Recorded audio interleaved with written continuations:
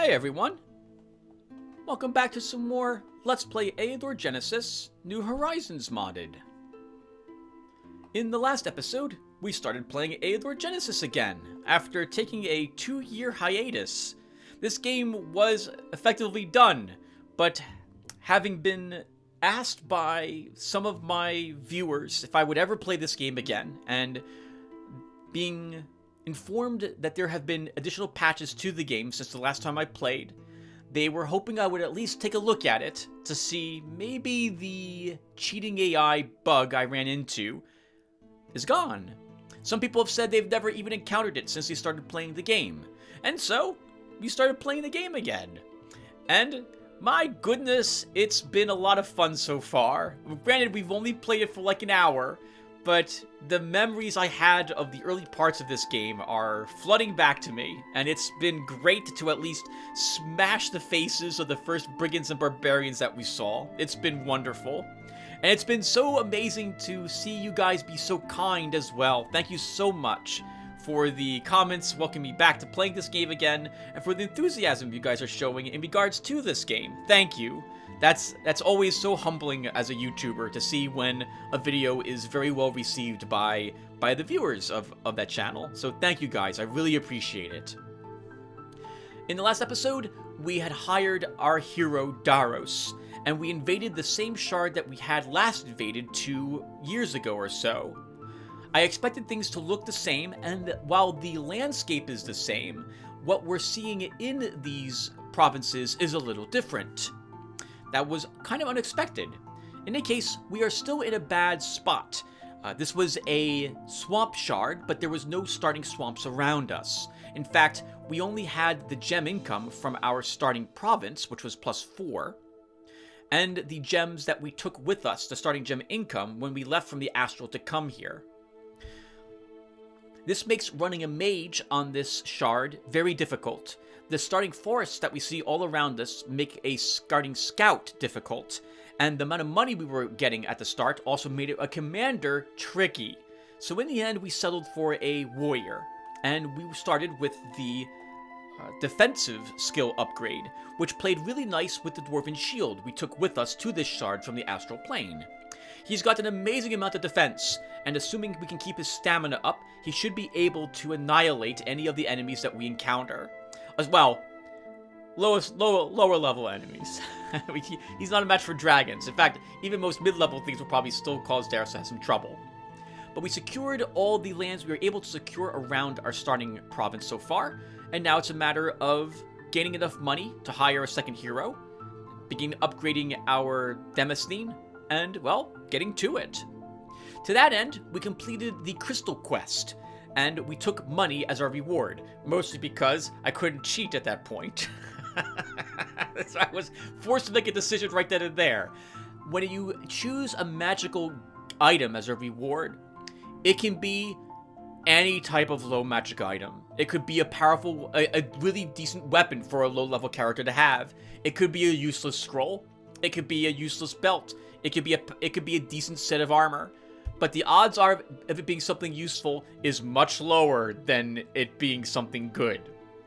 So we chose gold, as we needed more gold in order to hire a second hero. And that is what I think we should do now. So, let's go ahead and get that started. Oh, and before we go any further, I almost forgot. Something that I have begun doing over the course of last year was I began reading comments from you guys, if I had any, on my videos. I wouldn't do it all the time, and I would try to mark the videos as to when I was doing it, and I would like to do that again for Eador Genesis. I figured I can reserve the final 30 minutes of a video to reading comments from you guys if you leave me any, so I will do that going forward, assuming that the comments you are leaving me are not any advice or any, how do I describe it? Any ideas as to what I should do for the upcoming next few turns. So, for example, if someone was like, Tim, why don't you consider a mage instead of a scout as your second hero? Or why don't you want to consider this spell school instead of this spell school? Or maybe, would you try this out? Why wouldn't you? I would be able to answer that question, or maybe take your question and think about it and say, okay, yeah, we'll try this, and give my attitude as to why I would or would not want to do so.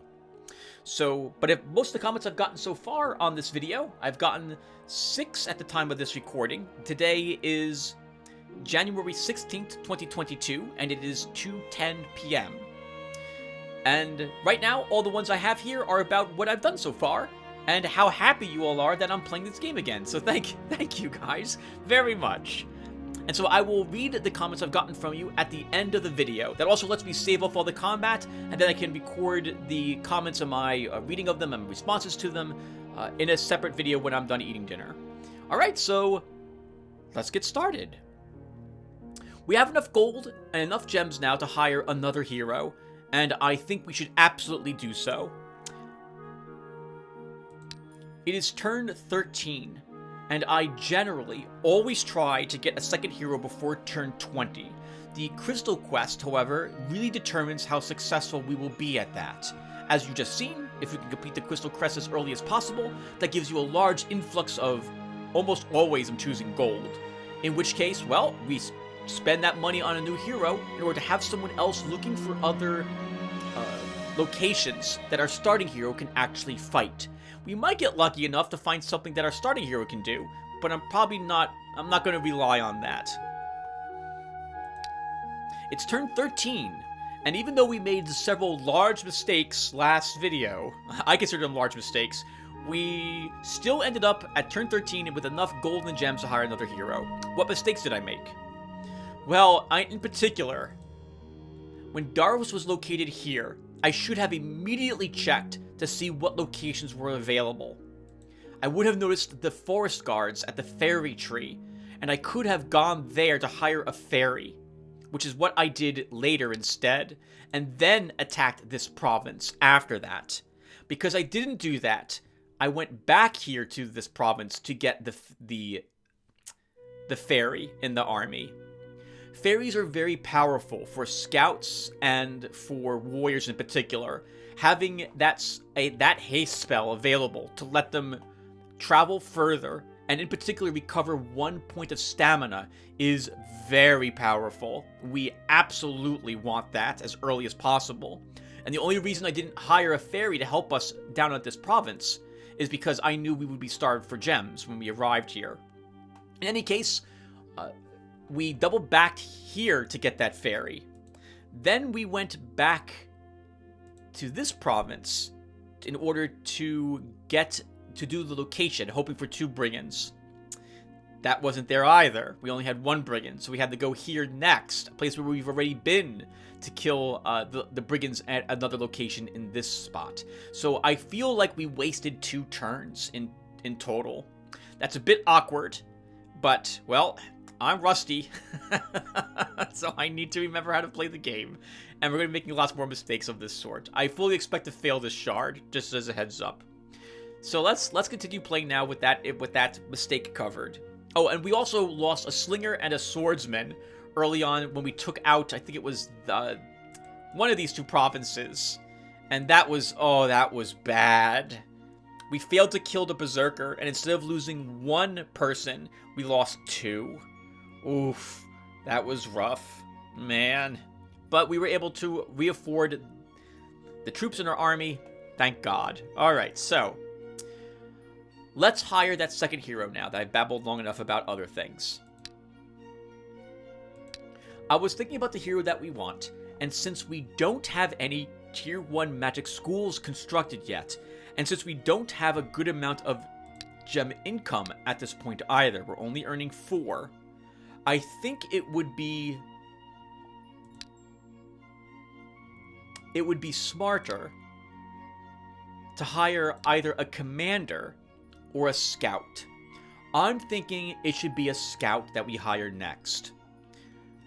We can aim the scout to be more of a support scout at the start, with him taking things like scouting and possibly diplomacy, in order for us to use him to scout locations more fully, faster, and to buy the gear from the shop in our home Demosthene cheaper. Buy those goods cheaper. I think diplomacy also gives you a chance of getting better rewards as well. So that's what we're going to aim for our starting scout. And later, when we have more provinces under our control, assuming that will be the case, and we don't lose too early on, we can make him into a ranger to benefit the fact that we are getting more crystals. So let's go ahead and purchase a scout as our second hero. Welcome aboard, Ilfin. Glad to have you here. And he is starting with diplomacy.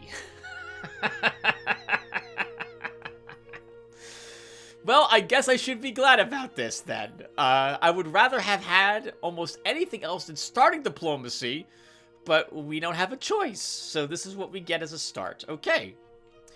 Diplomacy, as you can see, gives us 10%. Well, what does this do actually? Diplomacy increases the rewards for completing quests and winning arena battles, decreases prices in province stores and guard bribery costs, and provides more opportunities at negotiations.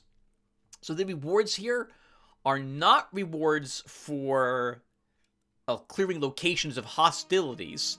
It is rewards for completing quests. The prices, though, are nice, and the diplomacy will be nice, assuming we can get it at a higher level. We might be able to convince some other races to ally with us without us needing to complete the quest for them.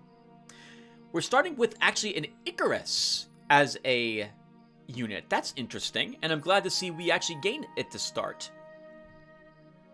Icari don't have a great amount of armor, but they're very fast and do good damage, so I like seeing them. Very fragile unit, though. We'll have to be careful with it. We also start with a slinger and a militiaman. So I think the next thing we should do for Ilfin is get rid of this militiaman. And we should hire a swordsman for this army.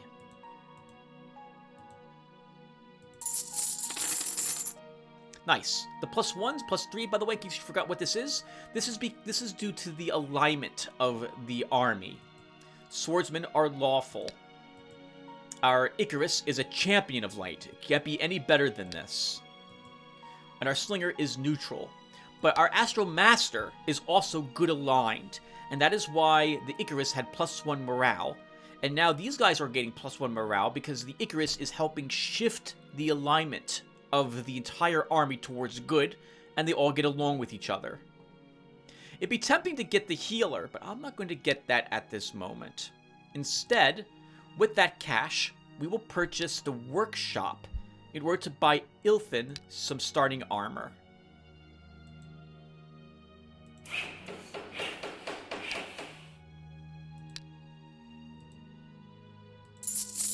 Alright, there we go.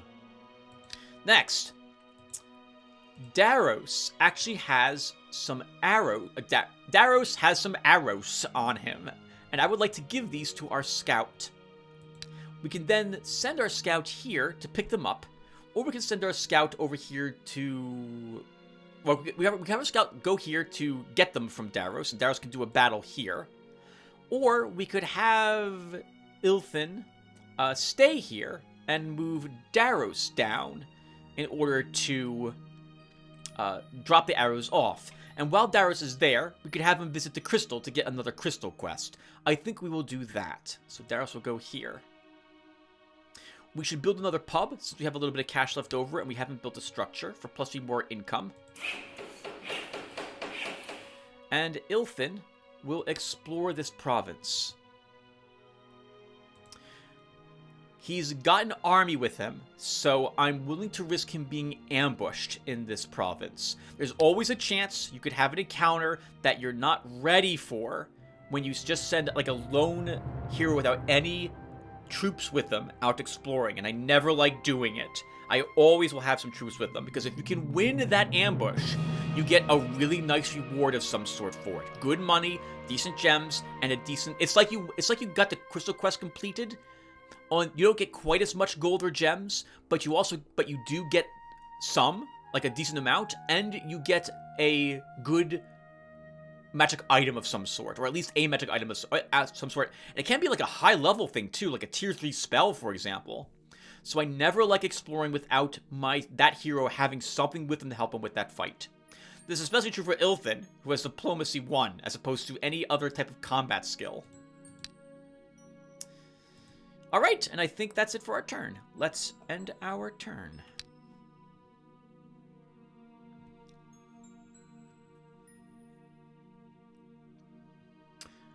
While exploring the province of Ritual, the hero Ilthyn found something unusual, an abandoned temple. So at this point, we can examine it, in which case our hero stops exploring the province to take a look at what's inside this location, and then his turn ends. We could continue exploring, in which case our hero would continue to explore more of this province, obviously, and get it more explored. I'll show you what I mean when we're done with this. Or we can wait for new orders. I don't know why you would ever click that. So let's examine this. If we don't examine it now, so if we examine this, we will get a chance to see what is in this temple. If we don't examine it, then we get more of the province explored, but we lose opportunity to see what exactly this temple had in it. I will examine it. While searching for treasures, the hero Ilthyn has approached an ancient temple. This old shrine only seemed abandoned from afar. Its guards have noticed the uninvited guest and are preparing for battle. 4 enemies, a ghost whisperer, a wolf, and that's it. So, just a reminder in case you guys have forgotten, it means that there are 4 enemies and they will be ghost whisperers and wolves. Ilthyn is pretty content about this. This hints that we're fighting a ghost whisperer, 1, and we have 3 wolves to fight. I think Ilthyn and his army can win that fight. So let's do it. If I'm wrong, if there's 2 ghost whisperers, this will be a lot more difficult. But if there's just 1, we can do it. What did you start with? You have forest knowledge to start. Let's put you there.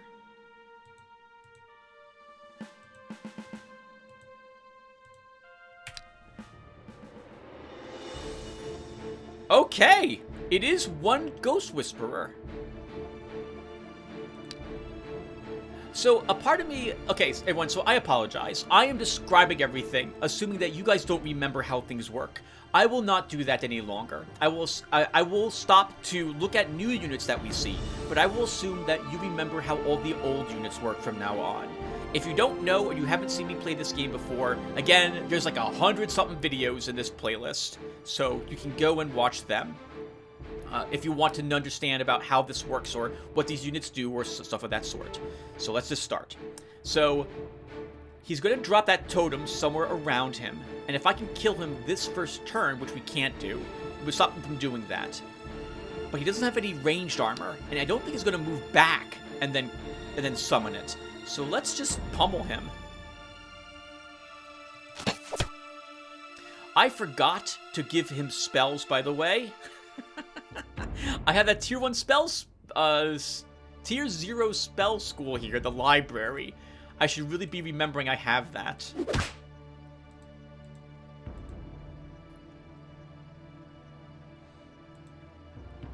Okay, do you wolves have anything fancy? Necrophage, I think? Necrophage and Intimidation. That's not so bad. Oh my god! I didn't expect that! Okay, let's pull you back now, then. I expected him to drop a totem, not attack my Icarus. That works, though. We have 1 heavily damaged unit as opposed to now several moderately damaged ones.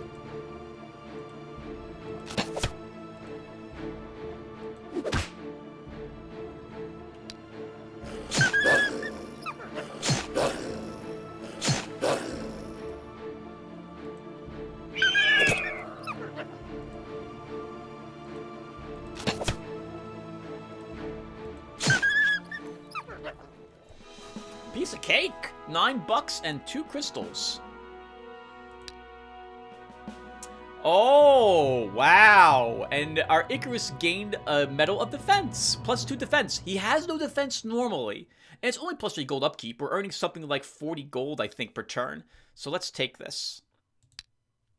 $52 and 5 gems. Not very much in there. Alright, Darius, let's repair your gear. I'm going to repair the Bastard Sword now as well. And that's basically what we earned from the location. And we will take this with Daros, while the common arrows stay behind. And before I forget, let's give these guys some magic spells. I think 2 magic sparks and an inspiration will do for Daros.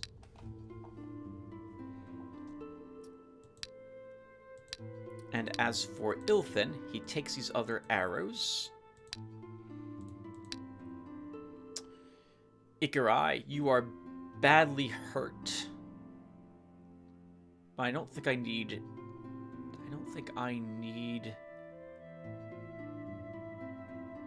We could leave you behind, but I'm not gonna. We'll take you with us. Alright, so what are we doing next? So, I guess I did mention, I tell you about how the Explored works, for example. So we were at, I think, 85% here on our home province explored. We're now at 86. So at the 1% mark, Ilthin found a location. If we decide to keep exploring, this might have been like 87, or maybe 88, or more than that, from what he would have explored.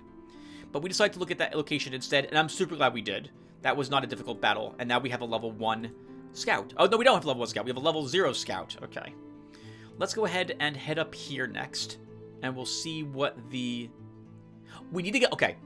I want the Lizardmen quest. Even if we don't complete it, I would like the opportunity to at least get it, and we can see how many... First off, it would give us opportunity to see what is in that province, guarding it. If there's, like, just 5 enemies, like a Bog Warrior, Lizardmen, and a Beater, okay, we can always try to defeat that with Daros' group. But if there's, like, a Whisperer there, or there's, like, 7 units, that will be too tough. But if we get the starting quest from them as well, that could also be useful. We'll know it's killing something like 4 or 6 or 5 Lizardmen or something like that. Lizardmen. Slugs. We don't have any slugs in any of our provinces at the moment. There's no sewers there, and I don't see any, like, swamplands that we could fight them in. So, that's not going to be an easy quest for us to complete at this moment. But we'll still take the chance. So Ilthin will go over there, and Ilthin also needs spells, Tim. Let's grab some fatigues. Inspiration. And off you go. And Daros, you want that magic crystal quest. Alright. We should build another building. If I can I afford another building? I can't afford any... Like, we can afford a pottery. +4 gem income. Builds of provinces. Let's build granary in provinces. We don't really need a granary in provinces. They help stop famine. I don't think I've ever seen the famine event. So I won't worry about it at the moment. I think we instead build another pub here.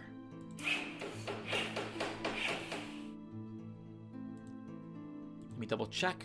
You have all the army we need you to have. Ilthin, you have all the army we need you to have. Let's end our turn. We're saving up for later.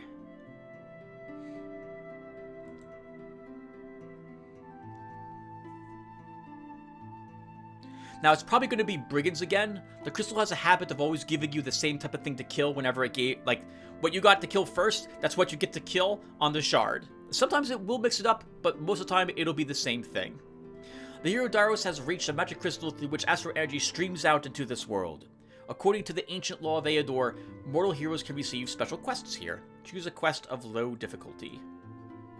A dull voice is heard from somewhere deep inside the crystal. New quest. Eliminate creatures. Brigand. 8. Return after the quest is fulfilled. So that's... Okay, yes, but you don't actually do that. The crystal just gives you the reward right then and there. Alright, I'll be back soon. So, let's look. Land of the Dead... Savage Wood, Barbarian Tribes, Demons, Undead, Minotaurs, Clerics, Mercs. There might be a Brigand in the Mercs. There probably isn't. This is Undead, Dark Elves, Adventurers, Slave Drivers. There's nothing there that will have Brigands in it. I don't think anything there has Brigands in it. The Gang of Robbers will. There will be 3 to 5 of them.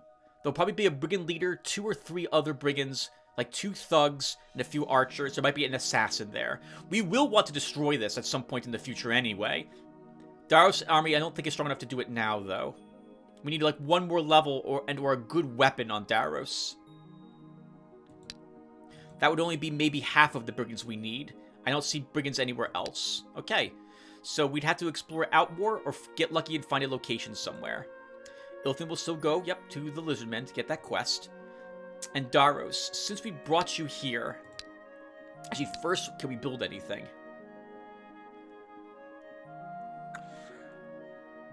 I wouldn't mind actually building a spell school, but I don't think we've got the money for... We don't... The gems. I don't have the gems for it. If I built the School of Astral Magic, we wouldn't be able to cast any of the spells that it gives us. So no, that's not something we'll be doing. I think Daros... Oh wait, hold on. I'm getting distracted. What am I building then? Have we finished with my pubs? We have. Okay. Then let's build the pottery for +4 more income.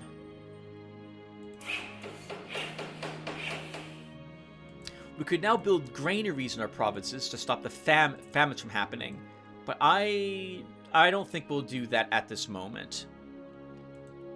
We have 25 bucks left. We'll hold on to that.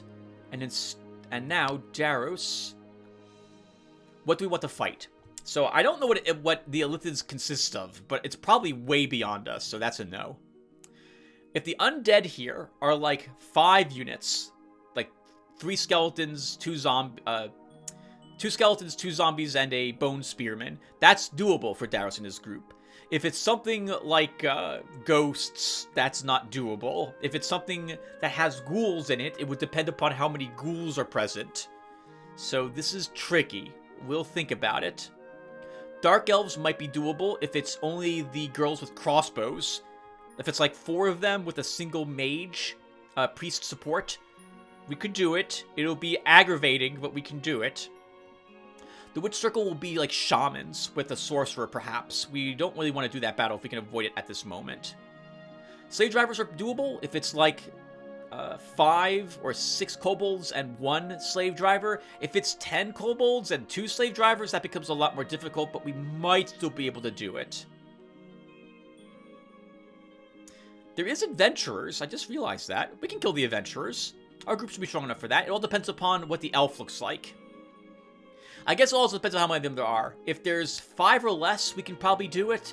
That would be the elf, the halfling, the dwarf, a lizardman, and a healer.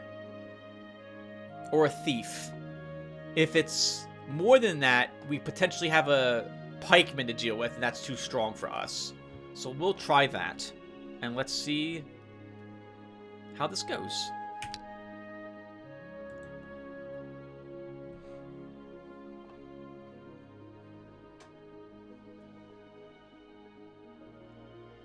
The hero Ilfin has entered the province of Kahesesh. The totems encountered on your way clearly indicate these lands belong to a tribe of lizardmen, and the skulls impaled on spears reveal that they don't like guests. Soon, a party of natives appears ahead. 9 enemies. Lizardman, Beater, Whisperer, Bog Warrior. My guess is 1 Whisperer, 2 Bog Warriors, probably 2 Beaters, and 4 Lizardmen are there. That is way too strong for either of our armies at this moment. But Ilfin can negotiate with them, so let's do that. The leader of the Lizardmen warriors speaks. Get lost.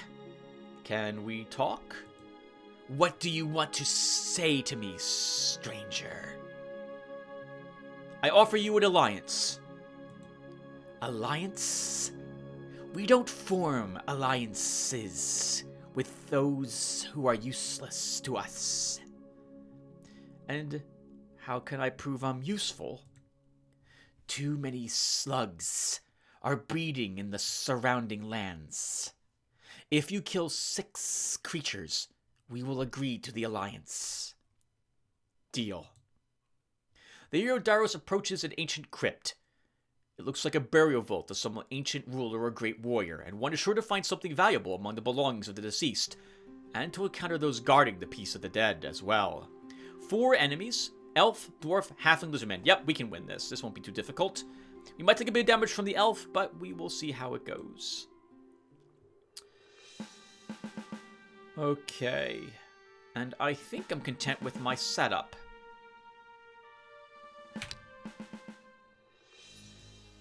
Alright. So first, I'm checking the dwarf. Does it have forced march? It does not. Good. The Lizardman also does not have forced march. Halfling doesn't have anything special. No medals on it either. And the elf. It's a Path of Wind? Path of Wind elf. Okay. Of all the types of elves we could have gotten, this is the easiest one to... Well, there's two. Of the two we could have gotten, I prefer seeing this one. While the range is greater on its bow, and it has +1 more range attack, the fire version of it does magic damage, and some magic damage, and it puts the thing on fire for several rounds. I generally find that more annoying. I do like that the elf is nervous and put himself all the way back there. Let's move our healer here. We'll cast a haste on our warrior. And I'm going to go and threaten that elf. This will move up to attack our warrior. I'll be okay with that. And we... What's your range? Damage? 7 damage. And he ignores 2 points of damage. 2 points of range defense.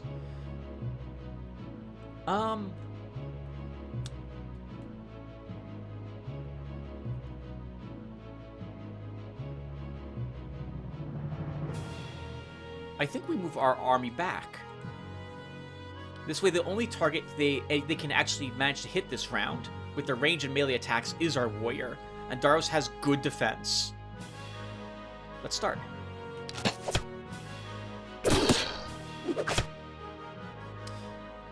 Okay, I like how this played out. Let's immediately kill that elf.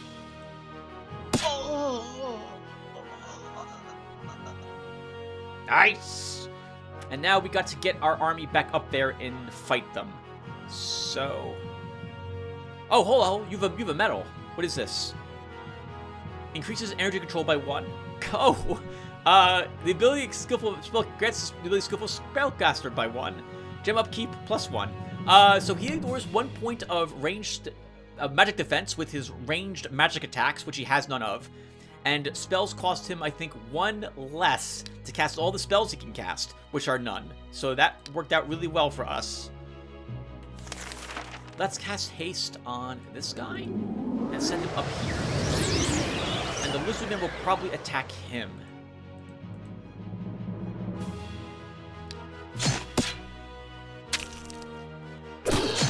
Good. This is really good. Okay, so next. Our warrior can kill the halfling. This way I don't have to worry about it potentially doing something that I wasn't paying attention to, like hitting my healer because I moved my healer up too much.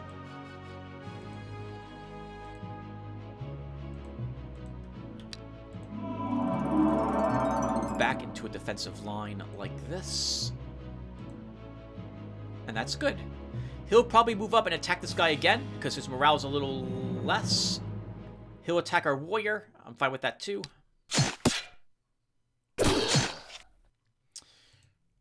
Alright, Darius. Let's have you come all the way back over here. And kill that guy. You move 2. You move up. You move here. You move up. We heal him. And we'll cast another haste.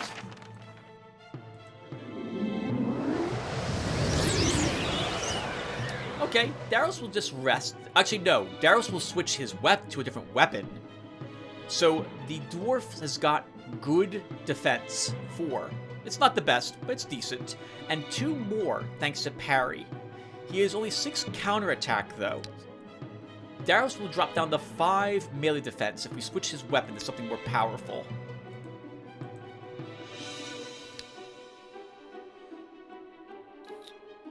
Let's move you up here and heal.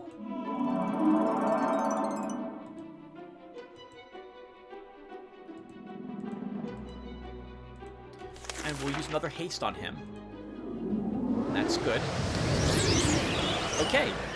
Now it's time to kill this guy. So we'll move him behind the dwarf.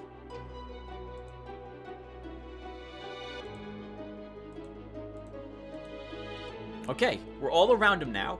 So, who will take the least amount of damage from the counterattack? That will actually be one of my warriors. So if he attacks him, he does 2 points of damage, and he takes none in return. Or 3. Okay, must be when attacked as opposed to counterattacked.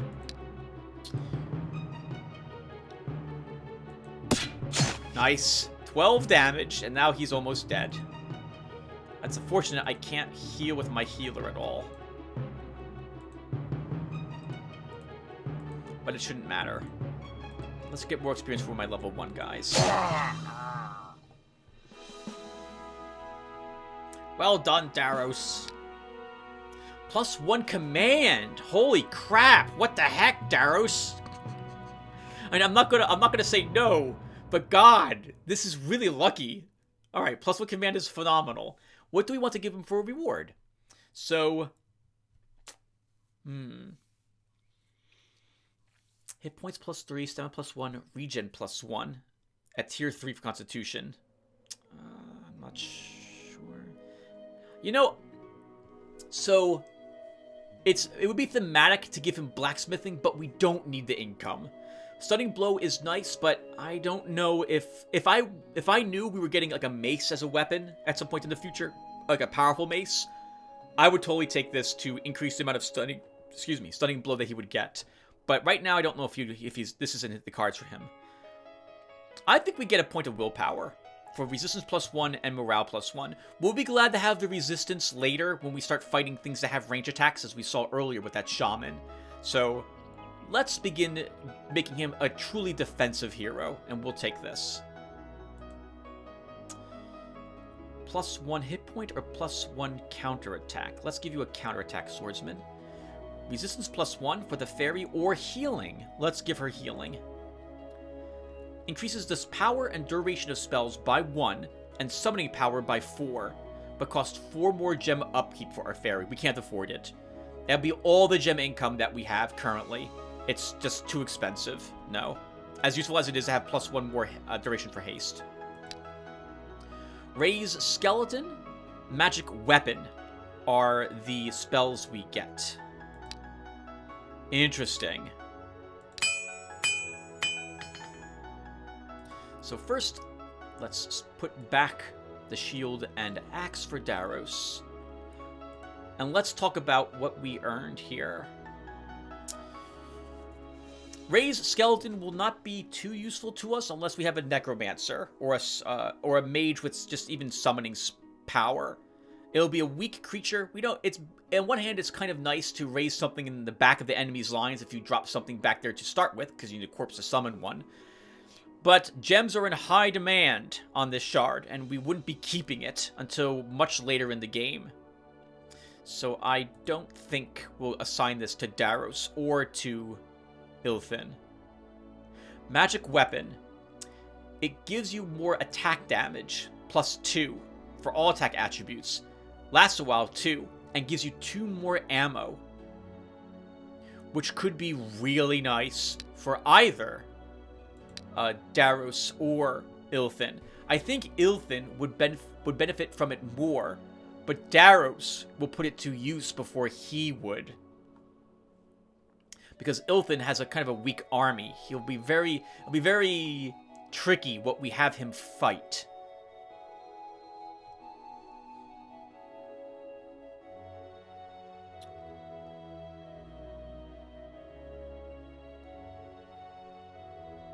I think we give it to him. I think we give it to Daros. We also have another spot for a unit, and we should fill it. Another healer could be nice, but I wouldn't mind having a ranged unit of some sort, but we're far... I don't want to spend all the money we have on another building for the crossbowmen yet. You know what? I actually think I want to spend the money on a tier 1 spell school.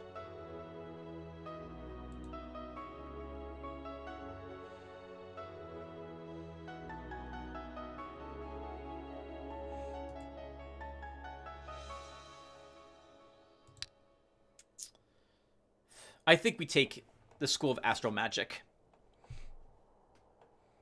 Astral Energy is really useful. That's what's it, 8? 8 extra stamina recovered when you cast it. And it's 1 stamina to cast a spell? Yes, so 7. It's 4 gems, but God, it's so useful.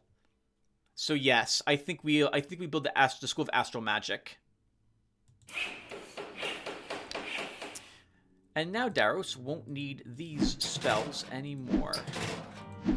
We will give him Astral Energy. We'll give him another Astral Energy. And we'll give him the Magic Weapon.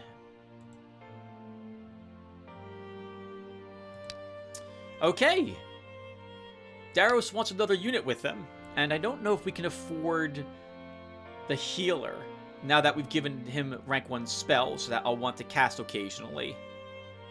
So I think it's another Swordsman we give him at this moment.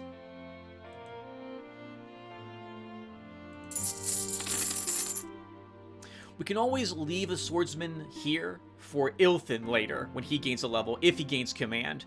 We could also swap out that Slinger for the Swordsman instead if we so desire. Okay, Daros, and then what are we doing with you? So, I think we start investigating other locations here that are promising. So let's try the Undead next. And Ilthin, you gained this quest. When are we coming over here? Are we coming over here next to him? There's nothing over here I really want to fight. Well, there's Dark Elves. We can probably handle Dark Elves with Daros' group. We might be able to handle spiders, but that will be tricky.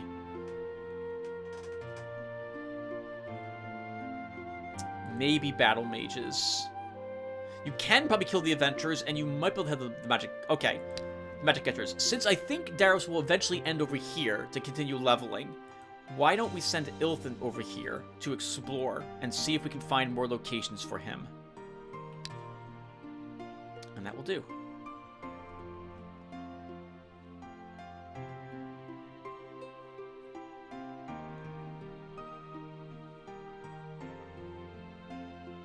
The hero Daros approaches an ancient crypt.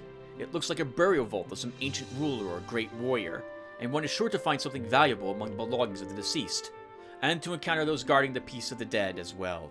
9 enemies! Skeleton, bone spearman, zombie, and a ghoul.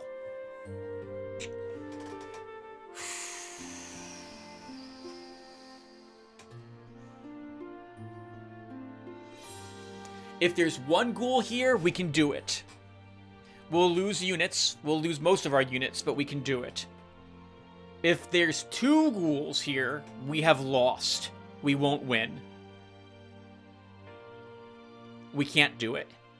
I need to know how many ghouls there are, or Daros needs to be higher level with a decent weapon. Alternatively, Daros would also want, like, 2 crossbowmen to help him deal with the ghouls. Or crossbowmen, even slingers would help with ghouls. Ghouls don't have armor. Or not very much of it. So we retreat. We can't do that battle. That's a shame, waste of a turn. Gossips from the local pub in the province of Nidak Valley are spreading the filthiest rumors about you. The locals are starting to talk of rebellion.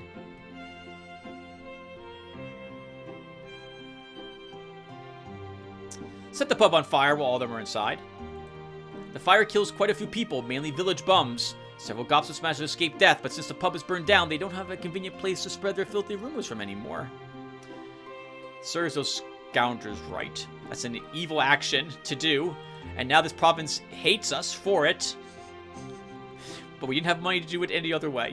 Let's go ahead and build the pub here again. Go for the one we burnt down. Daros, that was a shame. We wasted a turn last time, but at least we know what's in here now.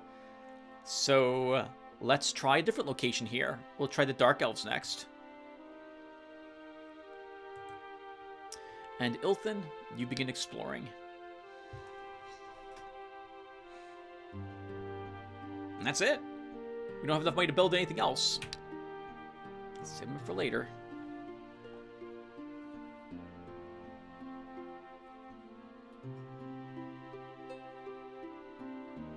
While exploring the province of Old Valley... while exploring the province of Valley of the Gone, the hero of Ilthin found something unusual. An old fortress. Let's examine it. The hero Ilthin approaches a small fortress, long abandoned by its first hosts. Although all that remains is mostly ruins, it might be worth searching the place.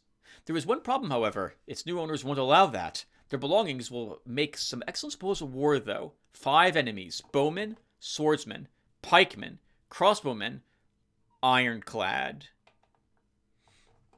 Daros can do this, but not Ilthin, so we have to retreat. The hero Daros has approached a half-destroyed ancient tower. The inhabitants of the old citadel have noticed him and are preparing for battle. 4 enemies. Oh, only 4, huh? Night Shadow Dark Priestess. Ilthin could have done this battle if he's like 1 or 2 levels higher, but we're going to do it since we're here now with Daros. Let's attack. Remember, everyone, that I weakened these girls. We'll get a good peek at them soon. But they are a little weaker, because screw them. They're horribly balanced. I hate them. Alright, I'm not lying either. They're well, it's my opinion they're horribly balanced. I hate them. Let's start. Okay, so these girls have parry. Looks like this one has parry 3. Oh, she's level 4 as well, so she'll get upgrades. They have the ability to bleed you when they damage you. Yep, and you'll lose hit points, and it stacks. They ignore armor when they attack. They have 5 damage, which is decent. That's decent damage at 4 range normally, and a good amount of arrows for their hand crossbows. I lowered them to a 3 range, which I feel is a lot more fair. First off, we still are slow at approaching them, so the only thing that mattered is that she didn't actually hit this guy to start. Let's start moving up, though, and so we're going to start by moving you over here and casting haste. And since we can't reach the priest, but we can reach her, we'll start by attacking her. I think she's going to live. Yes, she will. But she'll regret it.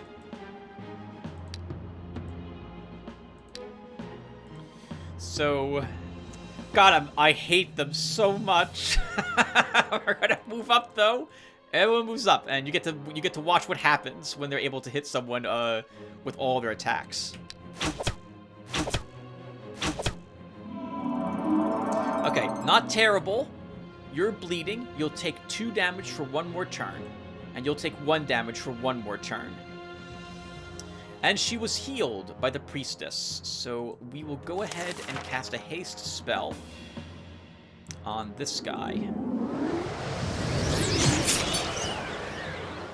Parry is now gone off her.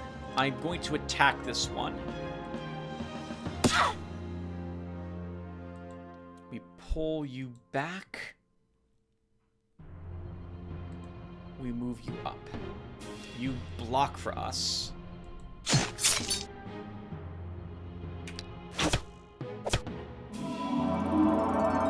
You're dying. We have to pull you back. You will take more bleeding damage. You're dying. Heal you.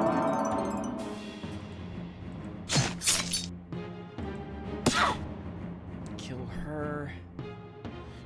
Oh, she doesn't have range on our healer. I'm going to protect our fairy by moving her back. I'm going to move him back as well, and you take the hill.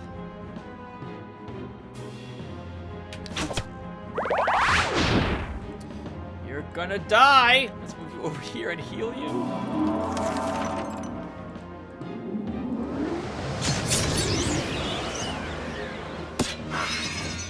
I think he's still dead. Oh, nope! He'll live barely. Okay. Woo! 4 of them, and they almost killed 2 of my swordsmen, and they damaged 2 others as well. I hate them. I would weaken them more if I thought I could get away with it, but I can't. So be it. We did earn 81 bucks and 5 crystals from the fight. That's very nice. So at least they're also worth killing. Another healing medal. We can't afford it. We don't have the gem income. Sorry, healer. Our swordsman can take Forced March or a hit point. I generally never like using Forced March. It's too expensive stamina-wise to use it most of the time, in my opinion. So we'll just grab hit points. We can't give this to you, fairy. It's too expensive. We've earned plate gauntlets, which Darius can put to use immediately, and a sleep spell. Sleep is amazing as a spell. Puts the target to sleep. The spell will be broken once the target takes damage. Lasts 5 turns. Duration increases with the caster's concentration. It is affected by the enemy's resistance. We don't have anyone who can cast tier 2 spells at the moment, so Darius, you just get to hold on to that. Alright, that went well. So, yeah, Ilthin, you can keep exploring. We now have a ton of cash, so let's build another building. I would like to build the weapons store, to be honest. What do I need for that? I need an armory, which is most of our cash. We gain a handful of more things we can... Feathered arrows, though, will be nice. And furthermore, every new unit we hire from now on starts with a tiny bit of experience points. You know what? I think we're going to do it. Let's do it. There's nothing I want to build in any provinces. So, Ilthin, you're exploring. Daros, you are... We're going to fight something else. What do we want? So we know the undead are too strong. We might be able to handle the witch circle if it's just like shamans, but we're a little wounded, so I'm nervous about that. Oh, we could maybe take out the retinue. If it's just a knight, it will still be tough. I think the slave drivers is what we go for next. If there's just one slave driver here, like 3 or 4 kobolds, we should really leave that for Ilthin. In which case, we'll instead send Daros up here. And he can do these battles. But if there's 2 slave drivers, Daros can probably handle the battle. It'll be tricky, but I think we can do it. Oh, what rituals did we pick up, by the way? Only magic... Oh, only magic crystal. This didn't have a ritual? Oh, it had illusionary battle. So that lowers the morale of units in a province, but gives them experience points. So we could do that for Ilthin, for example, and he could gain some experience points at the cost of morale. Why am I saying this thing I just said a different way? So I think, though, Ilthin's very close to leveling, probably 2 or 3 more explorations until he hit level 1. We can think about using it after that. I think what we can't build another building, can we? You just built a building, Tim. You built the armory. We're done. Am I done? You're done. Okay, so let's just do this then. What turn is it? 18.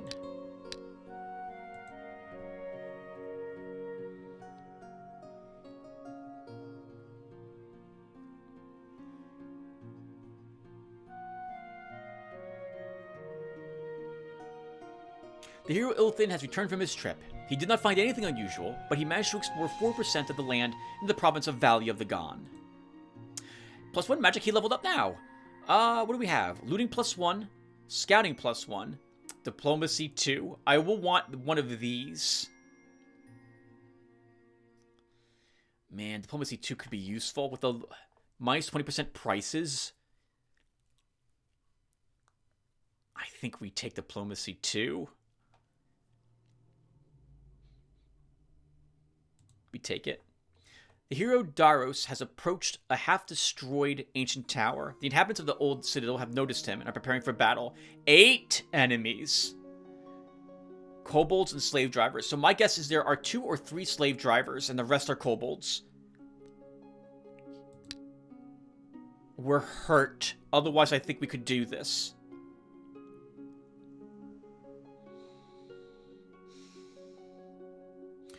We still might be able to do it with some fancy juggling.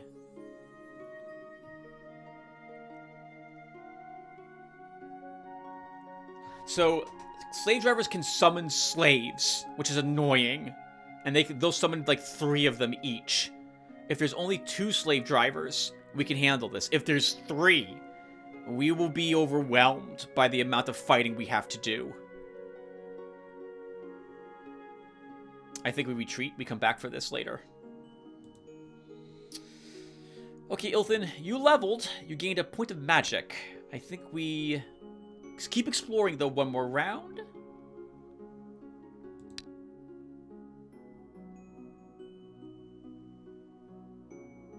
No. 81% value of the Gone. No, we'll keep. We will keep exploring there. Daros, you'll head up here, and you'll clear some of those battles. We can at the very least clear the adventurers. We didn't get much money, and we need more for the weapons store. Oh, didn't we get? I thought we feathered arrows. Let's buy this. And we'll buy another. We'll drop these off to Ilthin.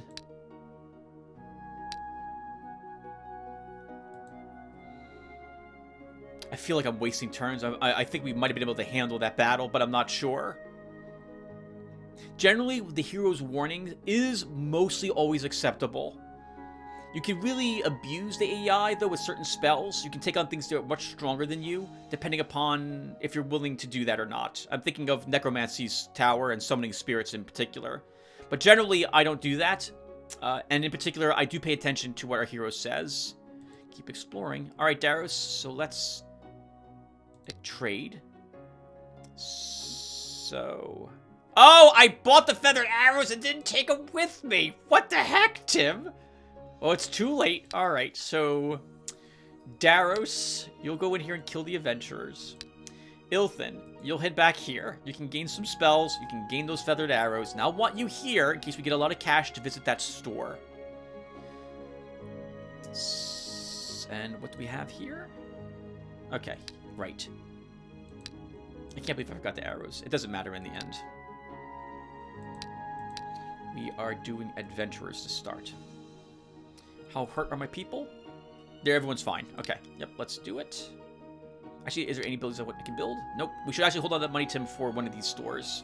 By the way, what do we need for that? Carpenter's Guild first. Okay.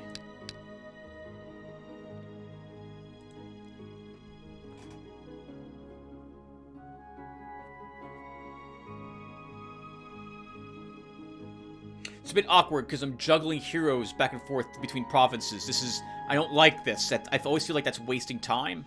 It's the same exact group of heroes we fought before. I'm sorry, it's a different group. We'll kill but it consists of the same group. The hero Daros has approached the deserted ruins of a city of the ancients. Often an ancient artifact or some treasures hidden by the current occupants of the ruin can be found in such places. Scouting has revealed that the ancient ruins are not as deserted as they may have appeared at first sight. 4 enemies: elf, dwarf, halfling, lizardmen. We already annihilated this group once. We now have even more units. We can do this again. I should have paid a little bit better attention to where the enemy would be situated. Okay. Getting to the elf will be a lot trickier this time.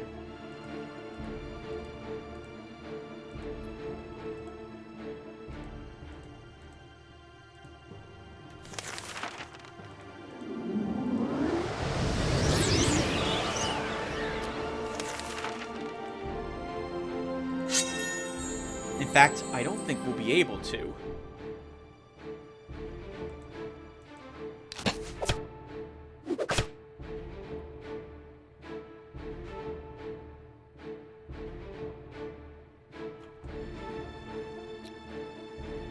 Okay, can we kill the Lizardmen this round? I think we can. So, let's pull you back into the swamp and heal you, the little bit of damage you took. We can use a haste on this warrior. Swordsman. Our hero can move here and attack and heavily damage him.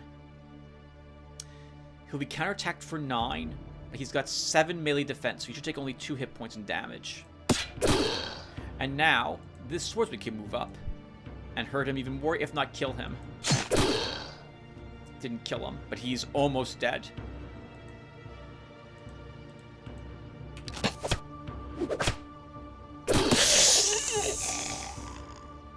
Okay, that went really well.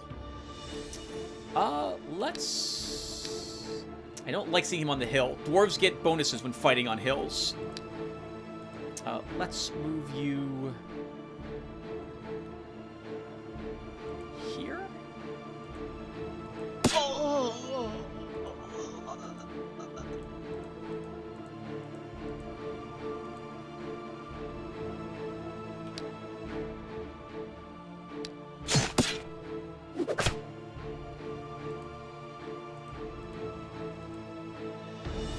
Juggle people around a little bit to heal.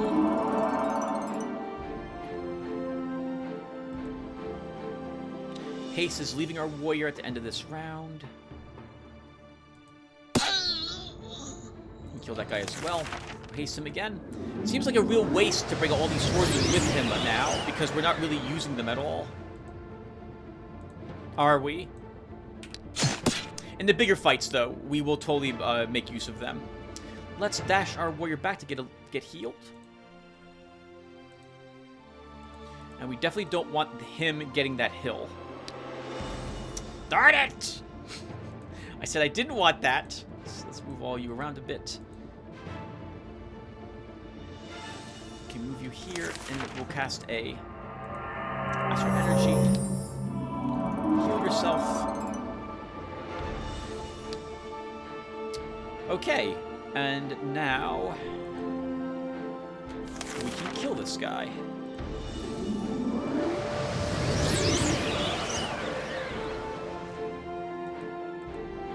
Alright, who wants to take the big hit? I think it should be Darius. Darius? Daros that takes it. There goes his parry. $43, 1 gem, acceptable. +1 health. What do we want to give him? Precise strike +2, parry +2. So 2 more damage on the first attack, 2 parry on the first attack. Another resistance, just like defense. The more resistance you have, the better it becomes. That's tempting. But I do think we want to maybe want a little more damage as well. So we'll grab combat 1. You will take a hit point healer. We still can't afford that, fairy. We've earned the secret monastery building schematic. Interesting. 131 gold and 6 gems. So, that's a special building we can build in one particular province. Yields 2 gems per turn. Access to the Stronghold's library from this province. Speeds up restoration of hit points by 15%. It does not improve the attitude of the place, though. 2 extra gems per turn is very nice, but it's 27 gems to drop it in a province. I don't know if we're doing that right yet. Darius, you are fine. Your army is fine. We should do another battle, and I think you can defeat the retinue. The Ironclad will be difficult, but I think we can kill it. It'll be really difficult, but I think we can kill it. Ilthin. We will replace your common arrows with feathered. There's 1 less ammo with the feathered, but we gain 1 more damage with them.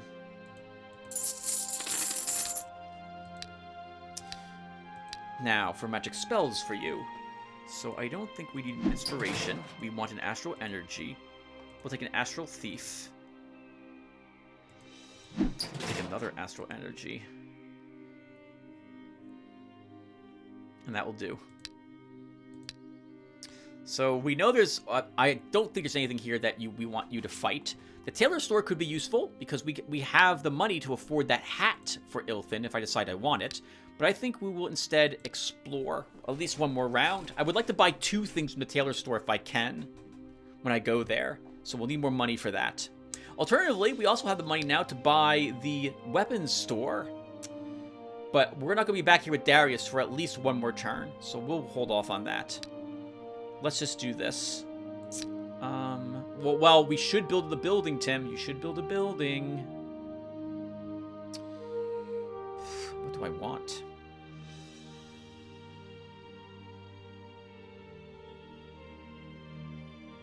Farmer's market could give you a mill. But all that money. No, we hold on to the money. I want to visit the tailor store, which we might be able to do depending upon how successful Darius is with this upcoming battle. Yep, we're saving.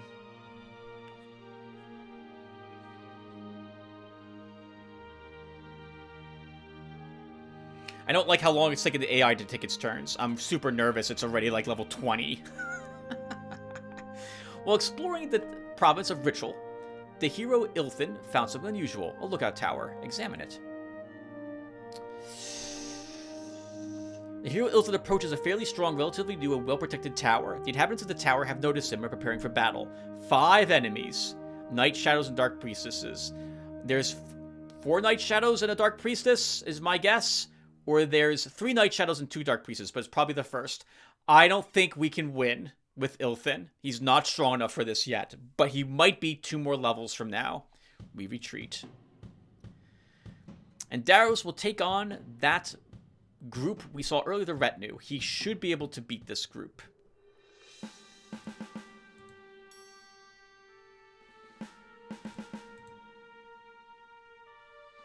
Okay, let's start. So, as usual, we start with the haste.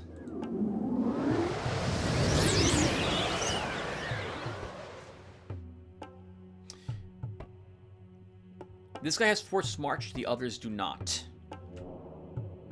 He has Force Marched, okay. So we want to go after the crossbowman and that archer first. We don't have to worry about being really cautious with my healer or fairy.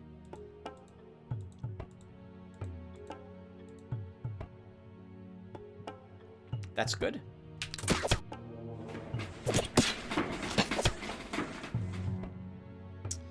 Interesting movement there. That's really annoying. Our army moves up.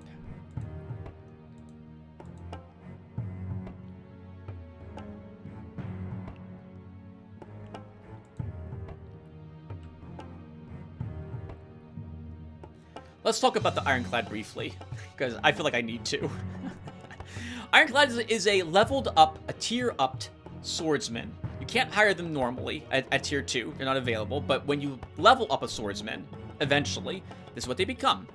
They're like swordsmen in every way imaginable. They do more damage, obviously, with their attack and counterattack, and they have more defense. They also have more parry. This guy's got 6 parry, so he reduces damage he takes by 11 for the first attack in that round. They have shield wall, which greatly reduces the damage he can take by, I think it's 6 extra points, it looks like for him. Is that right? 3 more defensive range defense. But he loses 6 attack as well. He also has shield bash, which reduces the stamina of whatever it strikes with it by 2. And the unit doesn't get to counterattack. That's mostly what I'm worried about. But I still think we charge Darius up here. And kill that unit to start.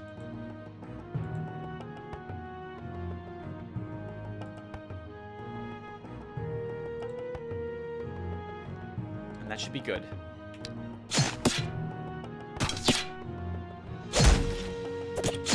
They want his stamina reduced to 0 so that they can kill him. He won't be able to get away at that point and won't be able to defend himself. Remember that as your unit's stamina drops, they become less and less effective in combat. Without any stamina, their defense is very low, as is their attack and counterattack. But it doesn't matter. Or at least killing that guy too. And we can kill the pikemen. And begin moving you guys up.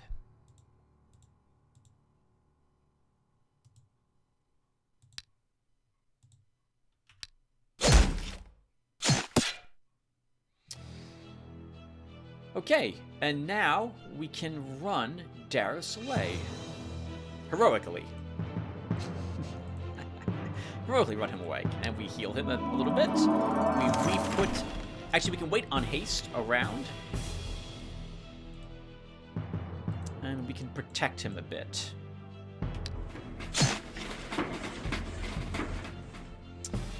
Okay, so we'll put haste on him again. Do I want to cast... I think we have the gems. We can afford an astral energy. We can pull you back. We can move you up, and you can be healed. We can shift my army around. And that will do. Okay. then. Oh, Tim, you got... Okay, no, you didn't get lucky, but if he had Forced March, he could have killed your fairy. So you should be really stupidly careful with her. You moron. Do that instead.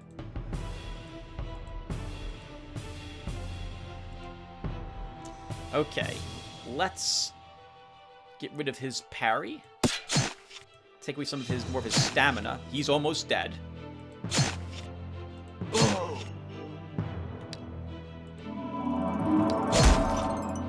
Oh, Ironclad, it is over for you. You have no stamina, so he cannot counterattack. Well done, lads. 69 bucks. Reward for the battle itself. We'll take a counterattack. Ooh. Defense is useless for you, little fairy. You already have no defense. You have 3 melee defense. That will help you in case I'm really absent-minded with you, but I think I'd rather... I'm never really going to use a range attack unless it's an emergency.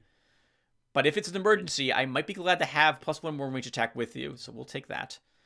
We'll give you some more morale.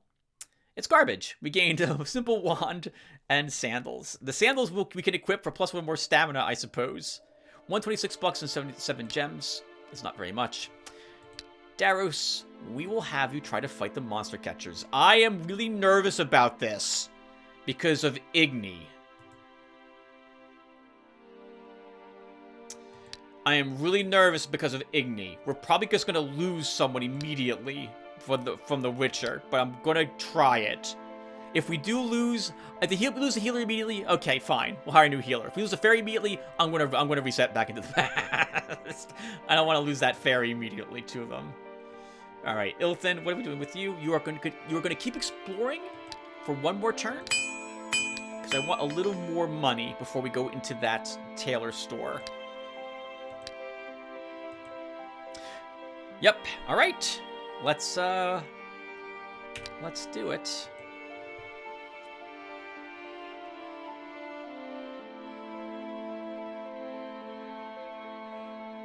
Please don't be a big army here. Please don't kill something immediately, stupid Witcher, with your stupid Igni, the only thing that you like casting. While exploring the province of Ritual, the hero Ilthin found something unusual, a lookout tower. The hero Ilthin approaches a fairly strong, relatively new, well-protected tower. The inhabitants of the tower have noticed him and preparing for battle. 8 enemies: skeleton, bone spearman, ghoul, zombie, necromancer, sorcerer. God, it's an awful area. We're retreating from that. It'll be doable, but we need much higher levels. The hero Daros approached the desecrated ruins of a city of the ancients. Often an ancient artifact or some treasures hidden by the current occupants of the ruins can be found in such places. Skies revealed that the ancient ruins are not as deserted as they may have appeared at first sight. Witcher, spearman, bowman, and Daros is like, I don't like this. Daros, I don't like it either, but I think we can win. God, it's going to be tough, though. Let's do it. Okay. You can go and attack that guy who's all the way down there on his own. They're going first, too. This doesn't instill me with confidence. Please don't kill my fairy immediately. please don't kill my fairy immediately. That's all I'm asking for you, Mr. Witcher. Please don't do it. I hate you. So we're gonna reload. We're gonna reload. He used all his ammo for that. He always uses all his ammo for Igni. I don't see him ever cast anything else ever, and it's an instant kill because of how much damage he gets to do. I hate you so freaking much. Let's play out the battle anyway. We're just gonna have to redo it. This sucks. We could get another fairy, I suppose, from the fairy tree.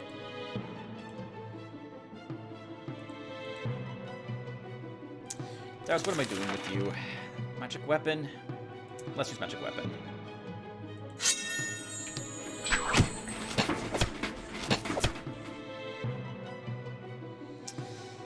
Okay. I don't actually know if we can win this fight, now that I'm here, looking at this. I don't think we can. Let's hit him.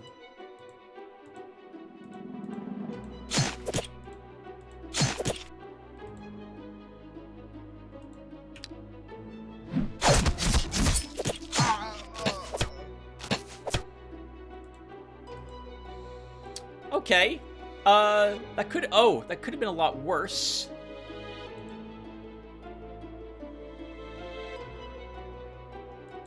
You have parry? You do not.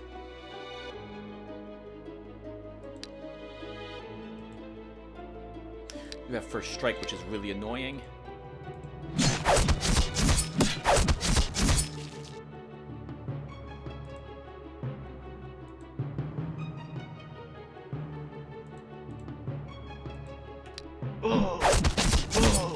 Oh, God! That's your morale is dropping. We need your stamina restored. And you can't stay there.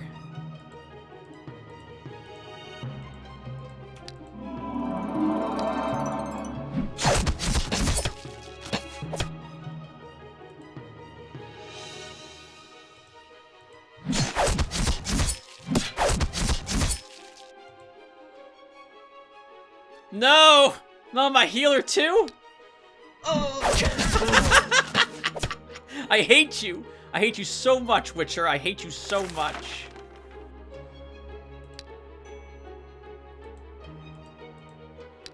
Oh, he lost the entirety of his army. But we did kill the Witcher.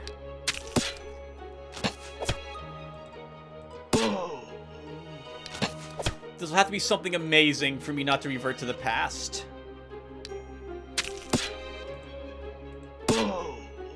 I forgot they do 16 damage on attack and counterattack. God. We won? We did. 93 bucks and 3 gems. We've leveled up. It's, I guess we can grab more willpower. You are freaking kidding me. Absolute trash. 135 gold and 6 gems. This is garbage for the amount of effort that battle was. Your message, it doesn't matter. Don't bother with the trifles, because we're going back to the past. Step 1, turn to the past. Screw you, game. I hate you. That wasn't worth it at all. A short sword? We can buy that weapon now for like 10 gold, for crying out loud. Screw you too. Okay, so we're not doing that fight. We're not doing that fight. All right. Well, what are we doing then, Tim? So we can maybe do the demons and undead here and these adventurers. So let's go south and do that. Ilthin, you'll just explore again.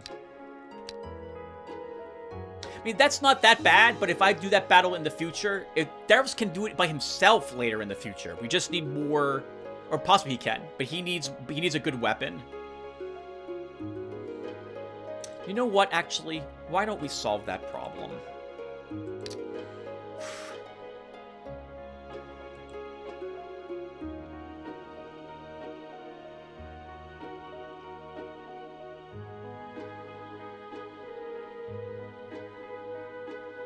Yeah, let's actually,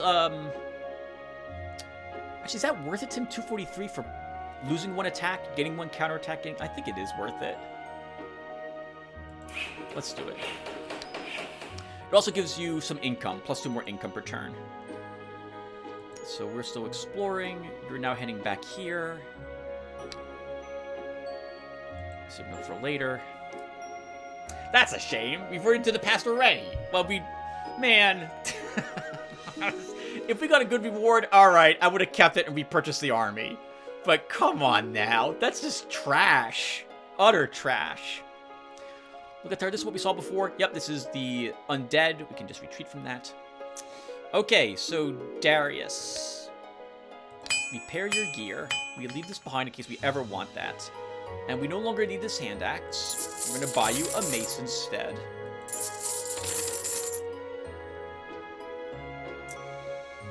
As long as I'm... No, there's nothing else we want. Let's go over here and clear out some of these battles. And Ilthin, you will keep exploring. We need more gold now if I want to visit the shops.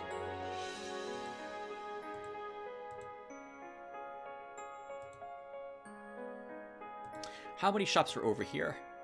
Places, sorry. 1, 2, 3. Might be able to handle the clerics. 4?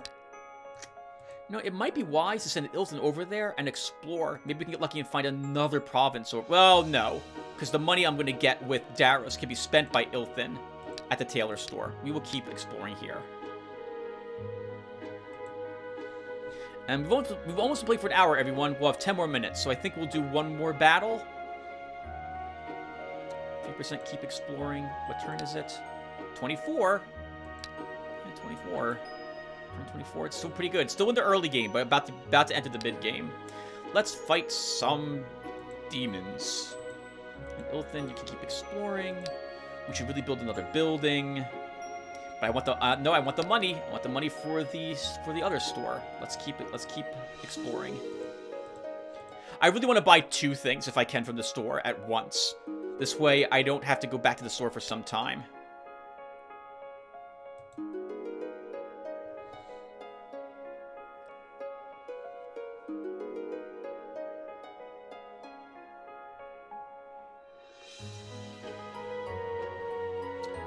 Exploring the province of Ritual, the hill Ilthen found the entrance to a cave, which is rumored to be the lair of a fearful wolfman. What are your orders, sir? Oh man, a lichen that will wipe out Ilthen entirely. Nothing, get out of here.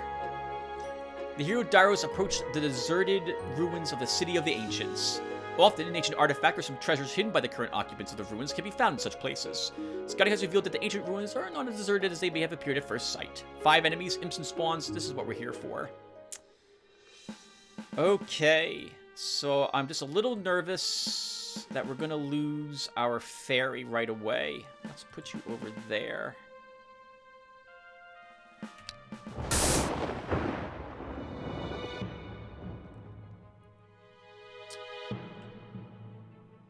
Okay, so I think this warrior of ours moves 1 and attacks and potentially kills this. We heal a swordsman.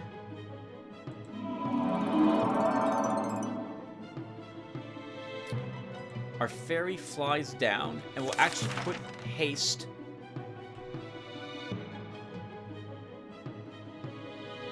on this swordsman. He will rush up and kill that, protecting our healer from taking any damage.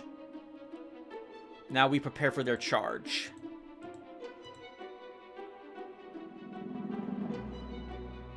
By doing this, we ensure that only one of them can reach us here.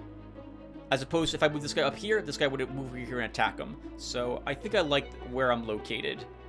Not all of them can hit me this turn.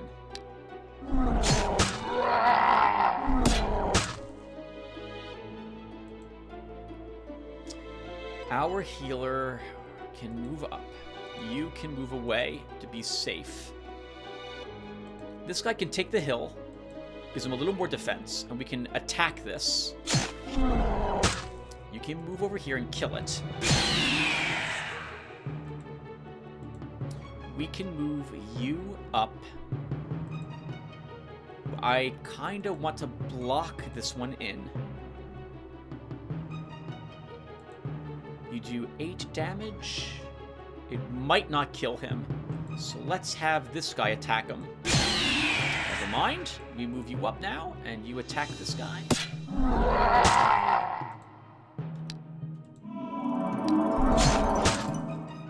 Move you down. Oh, okay. Oh, I'm not gonna be able to heal that guy, unfortunately, with my healer. But we can heal it with our fairy. And it's over. Well done. Well done. Hey, we get a magic wand from that fight. We already have one, but we can vendor it. 39 bucks, 6 gems. Everyone is doing high fives. Our warrior leveled up again. Well, we'll take a stamina on our swordsman. Garbage! We get garbage, but that was a very easy fight. I wouldn't expect it to get anything better than this. 111 gold, 7 gems, a hand axe, which is the weapon we currently are using. And Headwind. I don't think I've seen this. Oh, Headwind. Okay, I have seen this spell. It's okay. Tier 1 air spell. Darius, you've almost leveled up again. Very nice. You know what I should be doing? I should be casting Illusionary Battle for Ilthin so that he can gain some experience points. You know what? Let's do one more round of combat, everyone. So let's go in and we'll fight the Undead with Daros.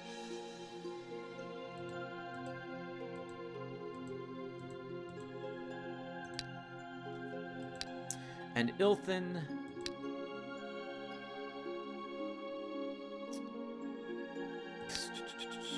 So just keep exploring.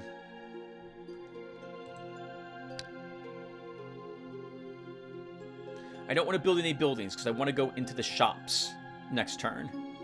Assuming that Daros can get more cash from whatever this crypt has in it.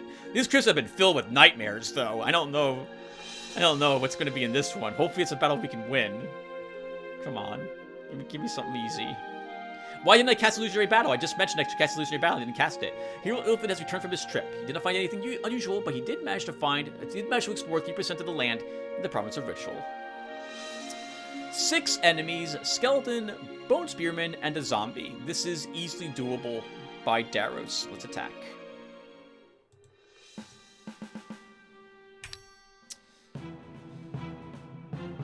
Okay, there's only really one spot that the creatures will be able to attack you from, Daros.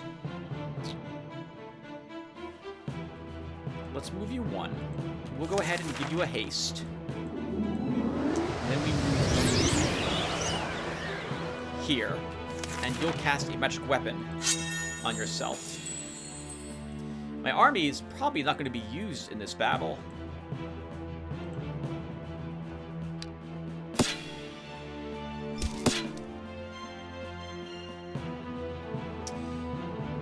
Okay, army moves up.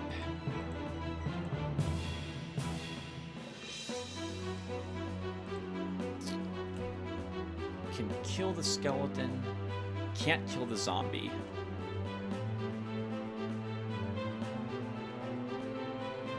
If I stay here, you get attacked by 2 zombies. Actually, you get attacked by 2 zombies and a skeleton, Daros. It won't really matter, though, I guess, in the end. We'll move you up here.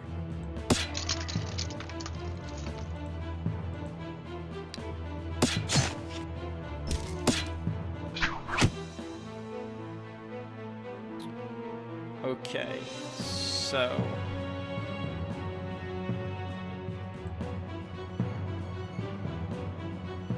You're gonna level Daros at the end of this fight. So I'm going to put haste on someone else, and that someone else can kill that zombie.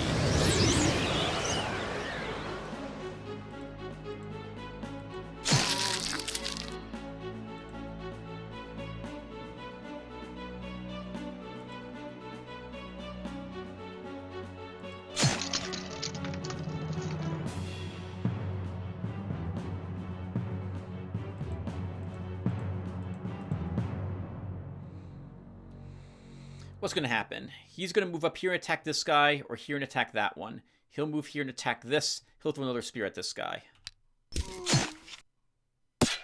Nope! Wrong! They all attack the same spearman.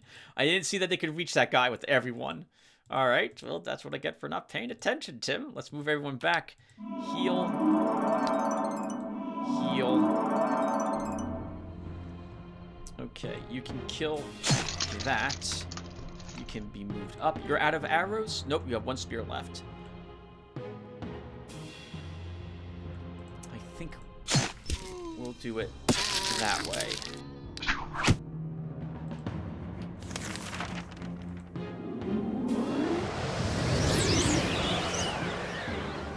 Oh, I forgot. Right, I forgot how much damage bone spearmen do in melee. 9 damage. I'm gonna want it to move up after us, just slightly.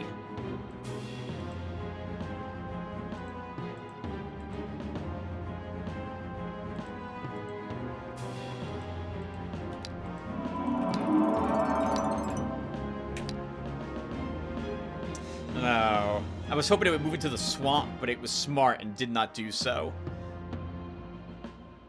I can still hit it with 2 people, so it will be okay in the end. This should kill it.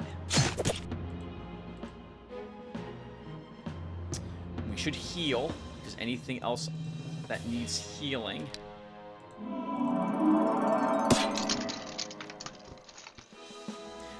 $7 gems for the battles, decent. That wasn't that hard. No money. But then again, it's not like they have pockets to put cash in. +1 magic, and I'm not getting, like, getting very interesting choices. Let's take willpower again. So, more morale. We'll get +1 healing for our healer. We can't afford that, fairy. Attack +1. 129 gold, 8 gems, and a tier 2 spell, Stone Crust. Immobilizes an enemy or friendly mortal unit. The target's armor increases by 5, resistance by 2, active for 5 turns, heals for 5 hit points each turn, and the enemy loses them. If Daros can get a tier 2 spell school, that would be good for him. Because he could just immobilize him. Does he not get to attack back? I wonder. If he doesn't get to attack, then this isn't quite as good as I was hoping. But if he does, this is amazing. He can't move, but I wouldn't care. He'd be healing, and he'd have better armor and resistance. Okay. Do we do one more round? I shouldn't, but I'm gonna. Let's kill some more adventurers with you. And Ilthin. Man, I wish it was the opposite order which this occurs, because if Daros did his battle first, we'd have more cash before we entered the store. I guess we could enter the store next round. We can still explore this one. No, well, yes, let's wait one more round. But let's also cast. Let's also cast. How do I cast this? How do I cast a ritual? Wait. Oh, is it the wrong spell school? Oh, illusionary battle's tier 2, Tim, not tier 1. You don't have it yet. Crap. What do I have? Extravaganza. Alright, let's cast that here then. It reduces the unrest growth rate by 1 rank, so we'll put it there. Daros can do the ancient crypt. Man, I really do want to wait one more turn. I know I shouldn't, but we'll wait one more turn.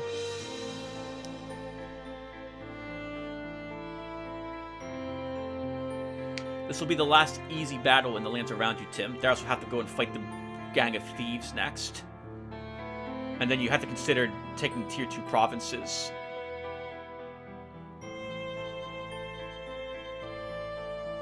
The hero Ilthin has returned from his trip. He did not find anything unusual, but he managed to explore 3% of the land in the province of Ritual. Continue exploring. The hero Daros approaches an ancient crypt. It looks like a burial vault of some ancient ruler or great warrior, and one is sure to find something valuable among the belongings of the deceased, and to encounter those guarding the peace of the dead as well. An elf, a dwarf, a halfling, and a night shadow. We can easily smash them to bits. We will do exactly that. What are you, elf? I'm not allowed to look at you? I'm not allowed to look at the elf. Okay, fine. Then I'm going to be kind of nervous. We're going to set my really fragile units down here to start. It's the fire elf, because he had to move up all the way. So, fire elves. He gained flaming arrows too, so he does 2 points of magic damage. And yep, 2 hit points each turn for 3 turns. Well, this won't be too difficult because of where they moved. So we can move you down a little bit and use haste here. And now the vast majority of their DPS is defeated. I should always look at these before I actually do anything else to see if they have any special medals or what level they are. There's always a chance you might be surprised at what they can do. But everything here looks acceptable. Level 2s for everyone else.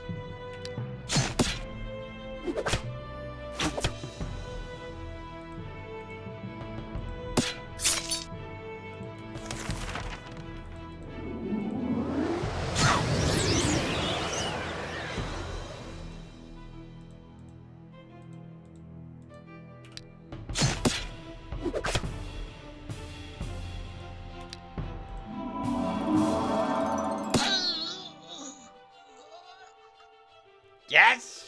I love the sound of the halfling dying. Alright, and it's over. So, who wants to kill? I guess we should give it to Daros. In case I didn't mention it, I don't think I did, but I know I mentioned it a long time ago. If you get the last hit on an enemy, you get a little extra experience points for doing so. It's not percentage based. It's like I think it's a well, it might be, but I don't think it is. But it is important that you, if someone's, I don't know. Wait, I'm messing this up.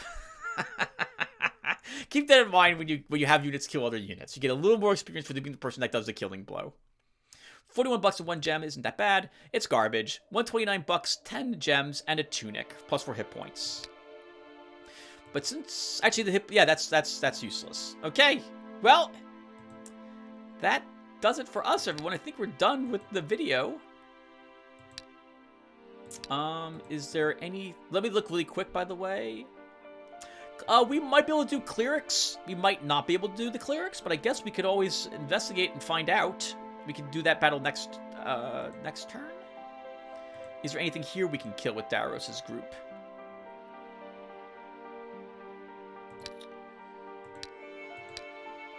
Daros can probably handle the slave drivers now. I mean, he hasn't gained much that would help him against them. He's gained, what, 2 willpower? That's not very much. We did gain the mace since the last time we were there, and we're about to enter a shop and buy some more stuff.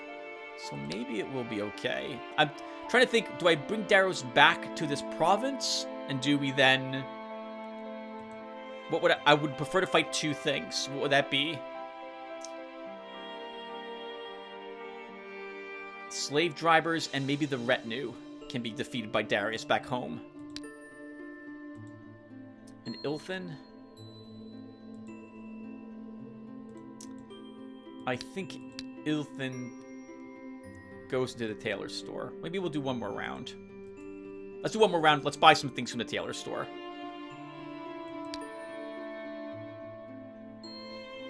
Yeah, let's buy some things from the tailor store. We'll call it a session. Actually, then I'll read comments. So hang around for those in case you're interested in hearing what people have said and hearing my response to them. I've probably gotten more comments on the video since then too, so I'll have to print out another paper with them. Alright, we're here to enter the shop. So, we should see if there's a special offer first. There is not. Alright, let's get the goods.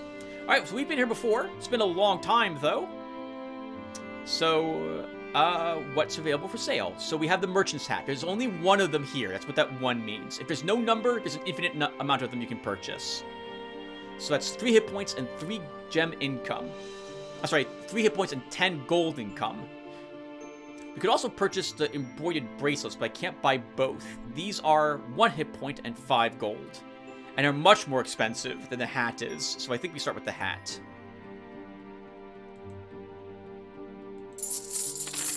Alright, purchased.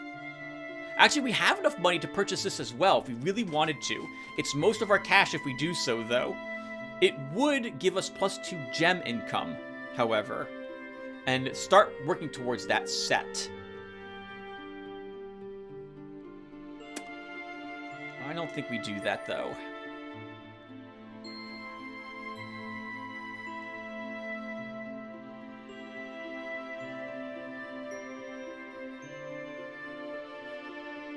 Okay, talk to the viewers. What's going through your head? All right, sorry, everyone.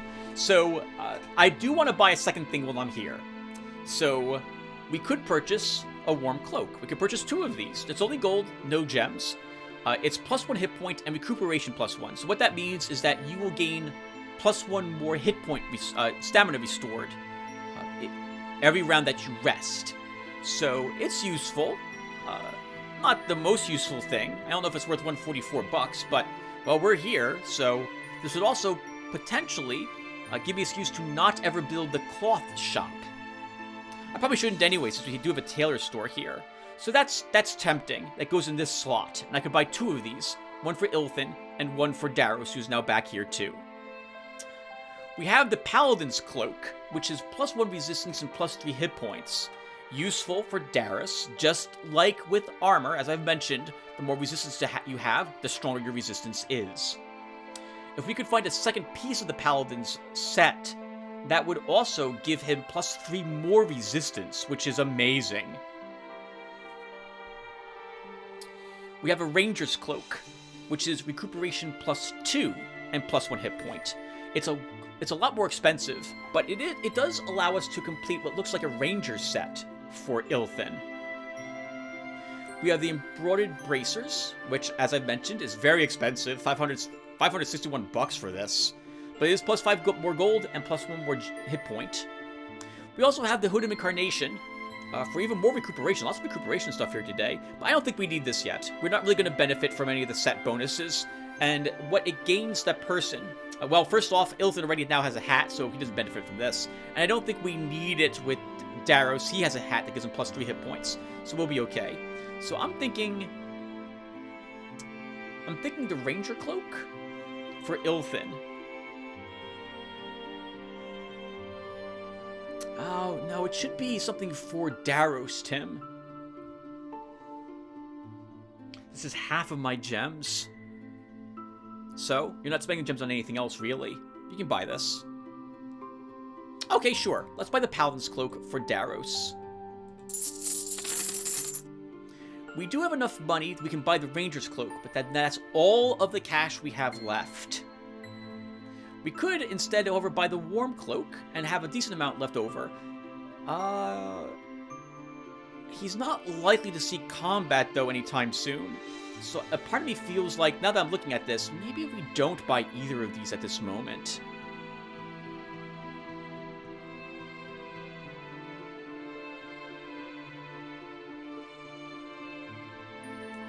We won't buy either of them.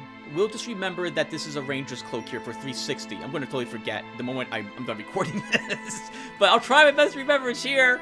And if we remember, we can come back. If we especially get another piece of the Ranger set, we can go back here for it. I think, though, that the way the game works is that once you have pieces of a set, the game will prefer to give you other pieces of those sets. Alright, Daros, you can now have this. This gets left behind.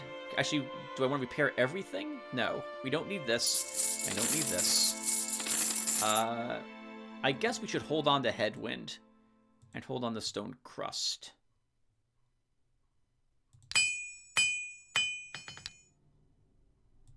Before I forget, Ilthin can also get the Headwind spell. It'll be useful to him at slowing something down from reaching his lines.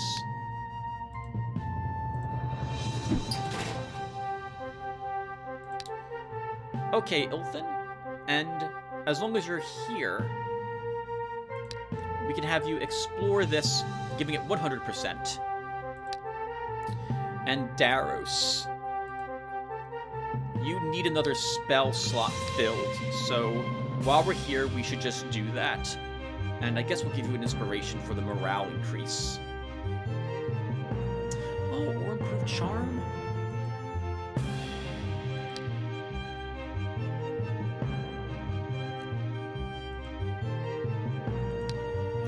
No, we'll go with this. And we'll send you... Oh! It was a battle I wanted to do. It was going to be the retinue. Or the slave drivers. I think I can do both of them. We'll try the retinue. But that's for the next episode. Thank you guys for watching. Hope it was fun to watch. We didn't see the enemy come across the hills to kill us. So that's promising. It's turn 28. I fully expected it to happen on turn like 20. So maybe the AI is not hyper-leveled at this moment. I hope it's not. This has been a lot of fun. We did not do nearly as much as I wanted to this episode. We gained 3 levels on Daros. We hired the new hero, but he's only level 1. Now, to be honest, he's not combat-oriented, though, with only 2 diplomacy, so I'm not really expecting him to be able to take on much, unfortunately. Oh, you know what I'm going to do, though? As long as I remember, I'm going to exchange some of this. We're going to give you this swordsman, and Daros will take the slinger. We're not really using the swordsman. Daros says, well, Tim, if you're going to do retinues, and you're going to do more difficult battles, it might be worth it to have that swordsman. It will be. Alright, well, I'm babbling, so I'm going to stop here. Thank you guys for watching. And I will now read some comments, but I'm going to save this part off first. So give me a few seconds and I'll be back to read them.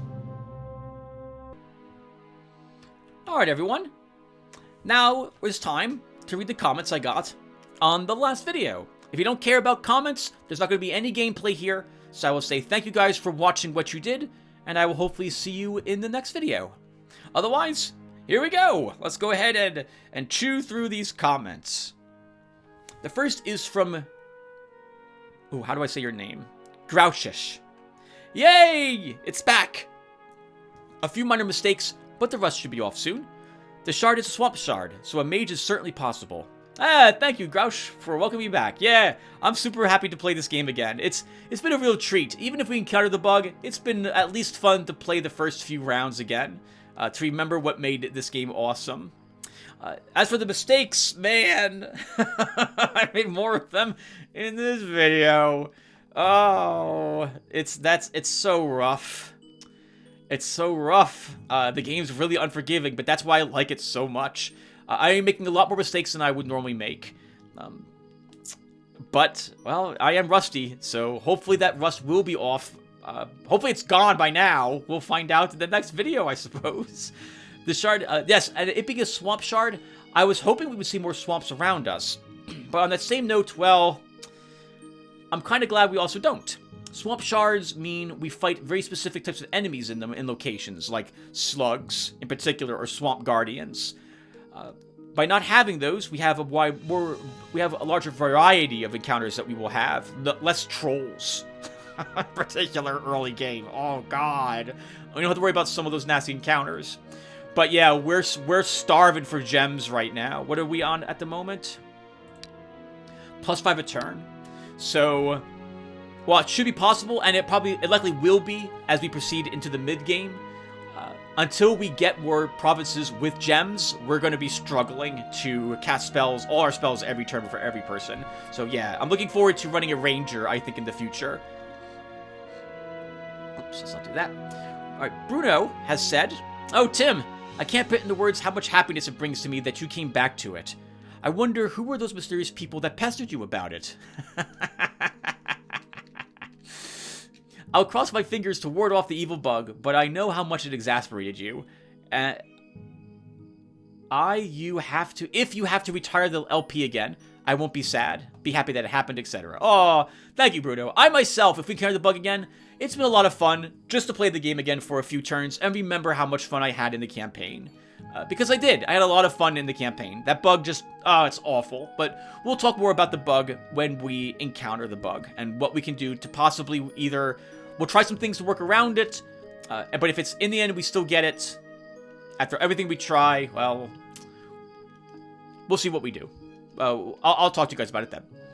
So, as for those mysterious people that pestered me, I thought, Bruno, you were one of those people that pestered me about it once. So, pestered is probably a harsh word to use. People would just leave a comment, say, "Tim, were you aware that Eador Genesis has a new patch out for it?" And so... I've got it from quite a few different people who I've never seen comment on my videos before as well to let me know it existed. That tells me that there's quite a few viewers who really enjoyed this playlist, and they really, really wanted it to continue. And it's been a few years, been a new patch. Why not try it again? So that's what we're doing, and I'm glad I fired it up again. Again, these past few turns have been simply amazing. Bruno then says, "No, Slinger and Swordsman. You will be remembered." Yes. Oh, God. That was so dumb. I think we just got unlucky, because I think in the New Horizons there's a small range of damage that you do. And so we just got unlucky. I think that's what happened. And we just we left 1 hit point on that Berserker, and he doesn't care about that. And so we lost 2 units instead of potentially only losing 1. That was awful. Bruno then says, "Right, so I have some questions or remarks that I'll separate under some bullets. You can skip it if you want." He first says, "Would you like or mind to do a mini modding tutorial for Western audiences? I used to dabble with the files when I felt more energized, but then I lost interest, and I usually had to begin from scratch." So, I can do a modding tutorial, but... how can I describe it? When I do a tutorial on how to do something, like with Darkest Dungeon, where I did how to install the Lum mod. God, I still have not updated that. Or Armageddon Empires, where I showed how to mod the files in that one. First off, it's not a Let's Play, which is obvious, but it's work to put together a tutorial. I'm not playing the game. I'm trying to show people how to do something with the game files. And there's a few things that I have to do when I do it. There has to be a disclaimer on the front to say, back up your files, please back up your files first. Because if I've said something wrong, and you do what I told you to do, you could lose your game. Back up your save games as well, because you want to be able to restore them in case your modding goes wrong. Then I have to put together how to mod the files, show it, and describe it adequately, correctly, coherently. That means typing everything out first and having a script that I read from. I do that pretty often these days in order to make myself sound intelligent, because I say the wrong things all the freaking time when I'm playing these games. Then I have to make sure that nothing is visible on the screen that could indicate as to where I live for real, or anything realistically about me, because eventually that information will come out, but I want to hide it as long as possible. And then I have to make sure everything worked out well for it, and all the information I wanted to have contained is present. It would take me probably a week to put that together, about 2 hours a day, because I also have to take several shoots of it. So it's probably not going to happen anytime soon. Definitely not before March. So if we're still playing this game around March, at that point, I can probably begin to put it together then. Mostly because I want to spend this time recording more of the games I'm currently playing, rather than record a tutorial. But yeah, I have nothing against it. And I guess if we're still playing this game come March, I will go ahead and begin putting one together then. I think that the lore reasoning for mages to be evil is that they generate chaos, and the whole theme of the game is the order determinism versus chaos randomness, but I approve of the tweaking. Yeah, I can see that's the case, although I feel like then it should be the amount of chaos energy that these creatures generate that the Inquisition cares about. It's just, darn it, I don't feel like what sounds like a neutral or potentially slightly good-leaning Archmage would get along so well with demons, for example, and they do. So yeah, I hope you don't mind that change, because we're going with it going forward. Would you recommend any other YouTuber? I'll ever remain loyal to Lord Lotaeri though, whether Russian or whatever, for more Eador. The game is so mesmerizing, and I love to see the crazy tactics people come by. Okay, so I can recommend someone. I was watching quite a few people. Now, before I recommend this gentleman, you should also know that, unfortunately, I can't find most of the people that I used to watch. I can't find their videos. I'm pretty sure they're up there, but I can't find them anymore. So the person I am watching currently, who's playing the game, his name is Vadim Feborn. I will have his name and a link to his latest video for Eador Genesis in my channel below. He's a very tiny YouTuber. He's got 71 subscribers, but he is playing through the Eador Genesis New Horizons mod, and I think he's gotten a bit further than I have, and he's playing, I think, on a harder difficulty level. He's playing on Expert. You will see the bug happen to him with this patch as he's playing the game, just as a heads up. He's also Russian. I'm pretty sure he's Russian, and he doesn't speak a word of English from what I've seen. And his chat, he's a streamer on Twitch, I think on Twitch, probably here on YouTube as well, and his chat's Russian too. So I don't understand a thing he says, and I don't understand anything that chat's saying, but I can understand what's going through his head as he's playing the game, because it's Eador Genesis. You can tell what people are doing, you can tell when they're pausing and looking at someone, what they're thinking about, trying to use that unit or not, and so on. And so, yeah, I like him, and so I can recommend his videos. What else did you say, Bruno? You probably already know this, but for anyone else reading this, there's a wiki of sorts that also includes the range of enemies you will encounter when you visit a location. For example, Crypt, #whatever, 1 ring from start, this and this many enemies. Oh, okay, nice. For me, I just remember. I've played this game for hundreds of hours, and I just remember, like, when I see a group of enemies, I'm like, okay, that'll be this many if it's a weak battle, this many if it's a stronger battle, and it'll have, like, up to 3, like, slave drivers, or it'll have, like, one of these units, possibly 2 ghouls, and so on. I just know what's in it without ever needing to consult the wiki. But yeah, the wiki would be helpful. It's also why I think in my what to do on your first turn video I uploaded, I recommend always reverting to the past if it's your first time playing Eador Genesis. Do not feel bad about doing it. Do it whenever anything horrifically wrong happens. Just do it. Just do it. You're learning the game, and all glory is a score. You don't care. You want to get further so you have a better understanding of the game. Play on beginner as well. There's no shame in playing on beginner for Eador Genesis. It's a ridiculously hard game. Look at me. I'm playing on competent, and I still struggle. And I know what this game demands of me. And competent's hard enough for me. I'm not willing to play expert. It's too tough. Yeah. So look at the wiki if you don't want to revert. But if you do, if you don't, that's great. See what these consist of. I'll probably, if we get far in this shard, I'll probably visit a few locations that I've never stepped into before and see what these battles are like. And if we lose badly, I'll revert to the past. I also tend to understand the battles better if I get my teeth kicked in, because it'll be a good lesson to learn what I was or wasn't able to handle. The last thing Bruno says is, I can't believe 2019 was so long ago. Neither can I, man. Neither can I. Life was very different in 2019 than it ended up being in 2020, that's for sure. Alexander says, welcome back, Commander. Hey, thank you, soldier. I'm glad to be back again. Damn, how much time was it? 2 or 3 years? Eador was the sole reason I subscribed to your channel long ago, and here we are. Good luck. Oh, thank you, Alexander. That's touching. I'm always amazed when people subscribe to me.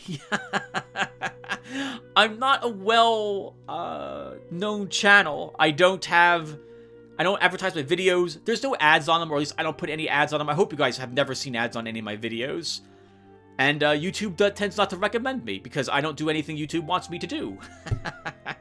So I'm always impressed when anyone manages to find my channel and then subscribes to the content I produce. Thank you. That's very touching.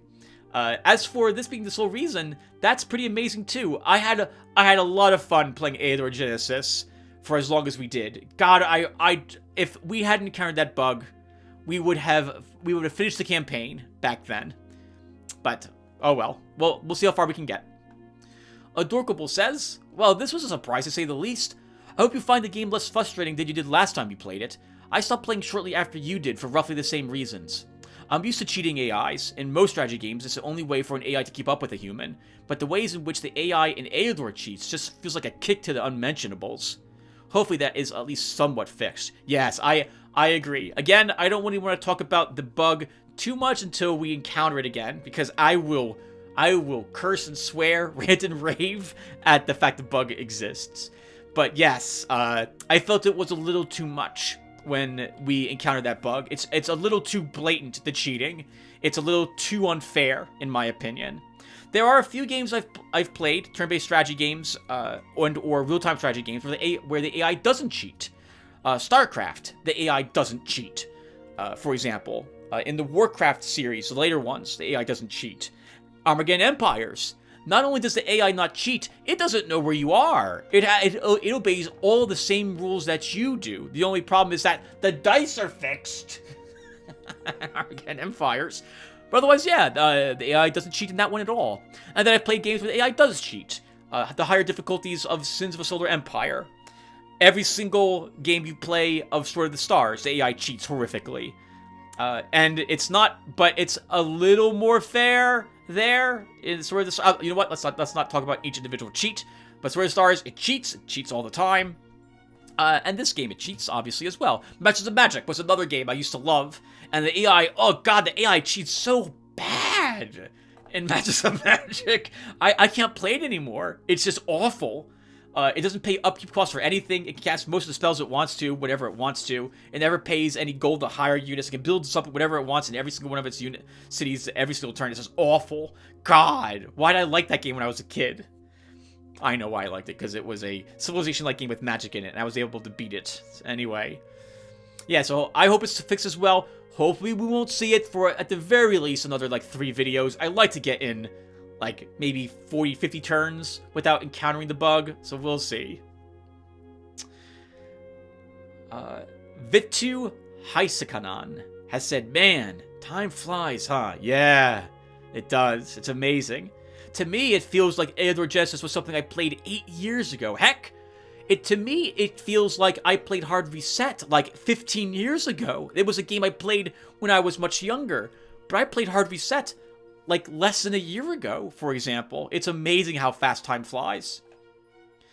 Oodaloop C says, yes! The flawed masterpiece is back. Yes, it is. Yep. What a great masterpiece. God, I hope we don't encounter that flaw. Daddy Home says, yes, yes! Thumbs up. Thanks for starting it back up. Oh, thank you, sir. Thank you for stopping by and watching. And finally, we have Dennis Mayak. And I think, Dennis, you left me a big comment. You did. All right, let's go ahead. Oh, wow. Thank you for returning to this game. Oh, well, thank you, Dennis, for stopping by. Regarding the glitch, I'm not 100% sure, but from my own experiences in your playthrough, my hypothesis is that the AI does not get free levels. It just starts with at least same bonuses which you get if you spend all your energy income per turn, probably even more. Having these bonuses allows them in most cases to steamroll their first and second range provinces and sites. Considering that the AI has to know precisely what kind of guard the site has, it never wastes turns to retreat. It just fights almost every turn.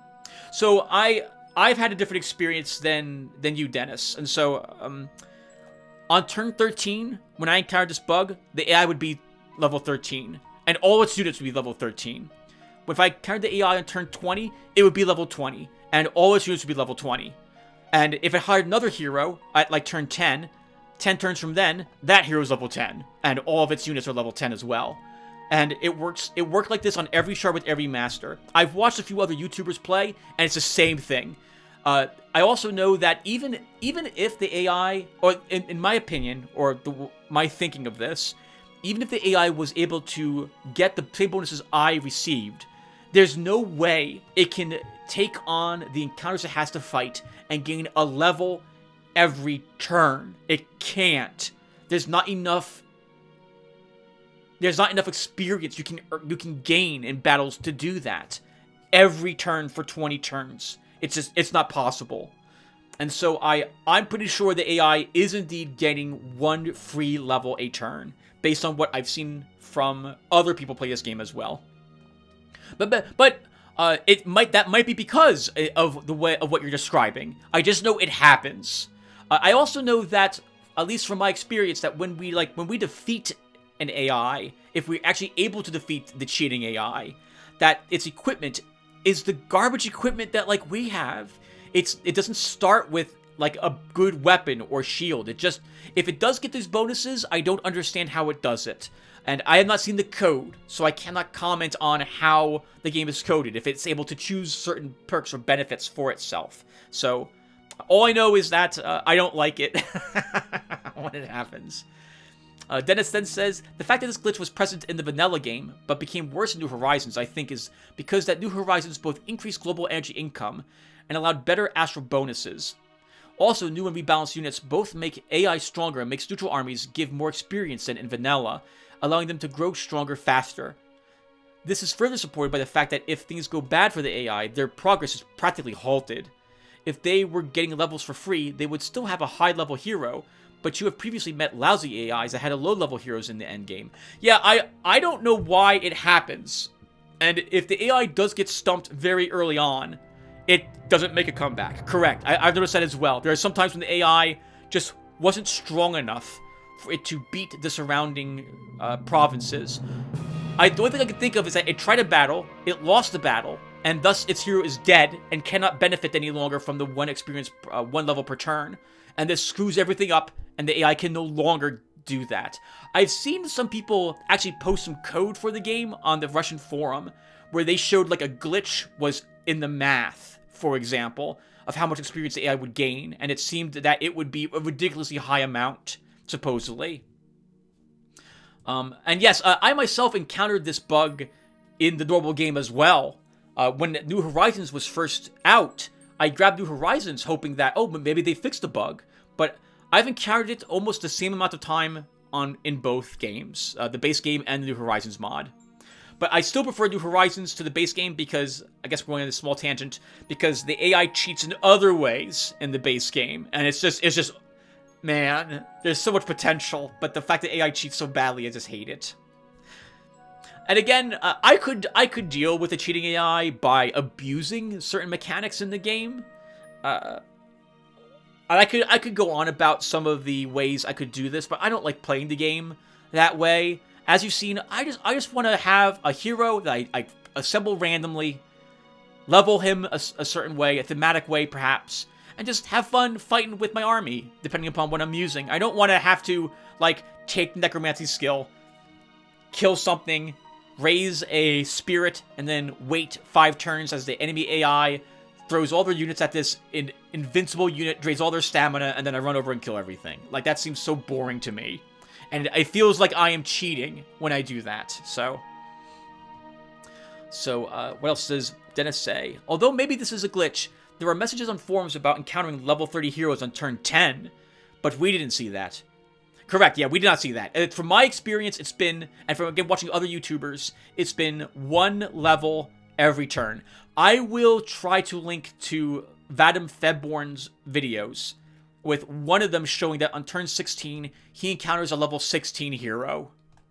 There was another gentleman, I remember, a Russian, a different YouTuber, and when he encountered the enemy, this was like his second time he had seen the AI cheating.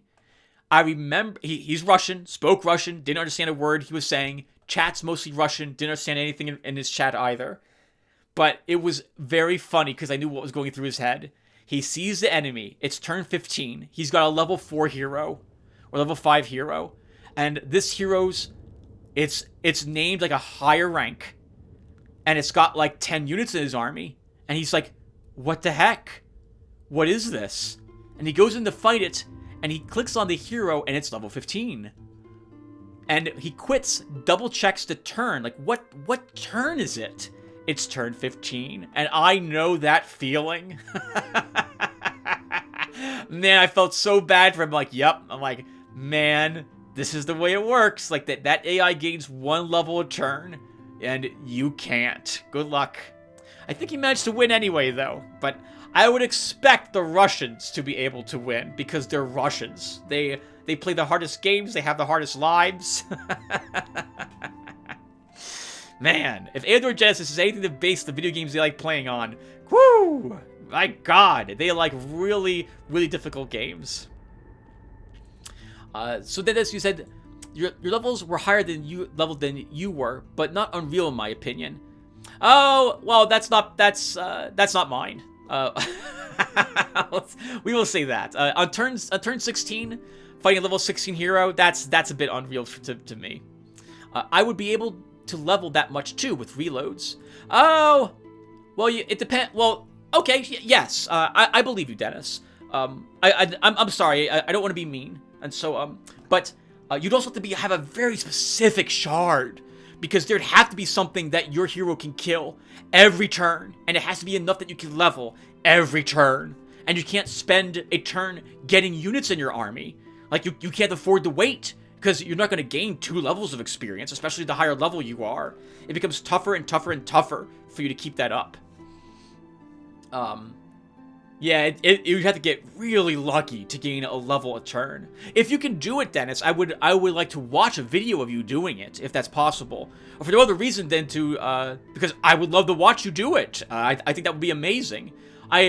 I do like watching people do tactics that I don't do, even occasionally if I think, like, oh, like, that's abusing the AI. But I still like watching it. It's fun to watch someone come up with a solution to a problem. So, yeah, if you want to show this, that would be fantastic. But if you don't have the recording software or stuff like that, that's fine too. So, I do believe you, but I'm not good enough to do it. As a fix, we could try to fiddle with difficulty modifiers. But let's see what will happen on the shard. Yep, I completely agree with that. Yep. So, we're waiting. I'm going to hope we don't encounter a super high-leveled AI. So, for example, if on turn 40 we meet the AI and it's level 30, I know it's cheated. Because it should be roughly level maybe 20 by turn 40. That would be... That's super lucky, but it is possible that I think I used to be around level 20 by turn 40 or 50. And you could do it, but it's really tough to do it. But yeah, we'll try several things. We'll talk about it more if we encounter the bug. I have personally not encountered this glitch because I am rushing hard, trying to find an enclosed first enemy's home province before they level up enough to be able to defeat Adventurer's Guard. So, oh man, that has not been my experience. I often don't have what it takes to take the second province ring before turn 20. And often, that means that the AI has found me first, because they have been able to take these provinces because they've got a level 18 hero on turn 18 with all level 18 troops as well, and a lot of them, and so they're able to steamroll all the other provinces around them. So I don't think I've ever been able to find the AI first in the later shards, which allows me to explore the whole shard without even worrying about them. Yeah, I have not had that happen on anything that's well, I guess I could lower the difficulty, Dennis, to beginner. Are you playing... I got the impression you're not playing on beginner, though. I got the impression you're playing on a higher difficulty level than I am. My strategy for that is Solo Warrior Rush, where Warrior alone clears weak sites and conquers provinces with the support of buffing and healing spells. Okay, yeah, so what Dennis is talking about here is... I haven't done it. I tend not to do it because I prefer bringing an army with me. I have a lot more fun with my army.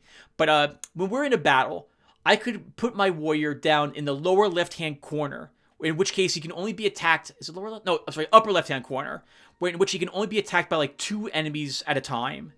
And you just keep him there. You take, like, Astral Energy, you take, like, an armor buff or a healing spell or something, or a way to recover stamina, and you just keep him there. The enemy charges you, you keep them there, they attack you, you counterattack. If you have good defenses, good melee and range defense, enemy will never touch you, depending upon what you're fighting. And then you just slaughter the entire army with only your warrior. And because you get a little bit of experience points every single kill you get, it's possible to level your hero very quickly with just a single warrior.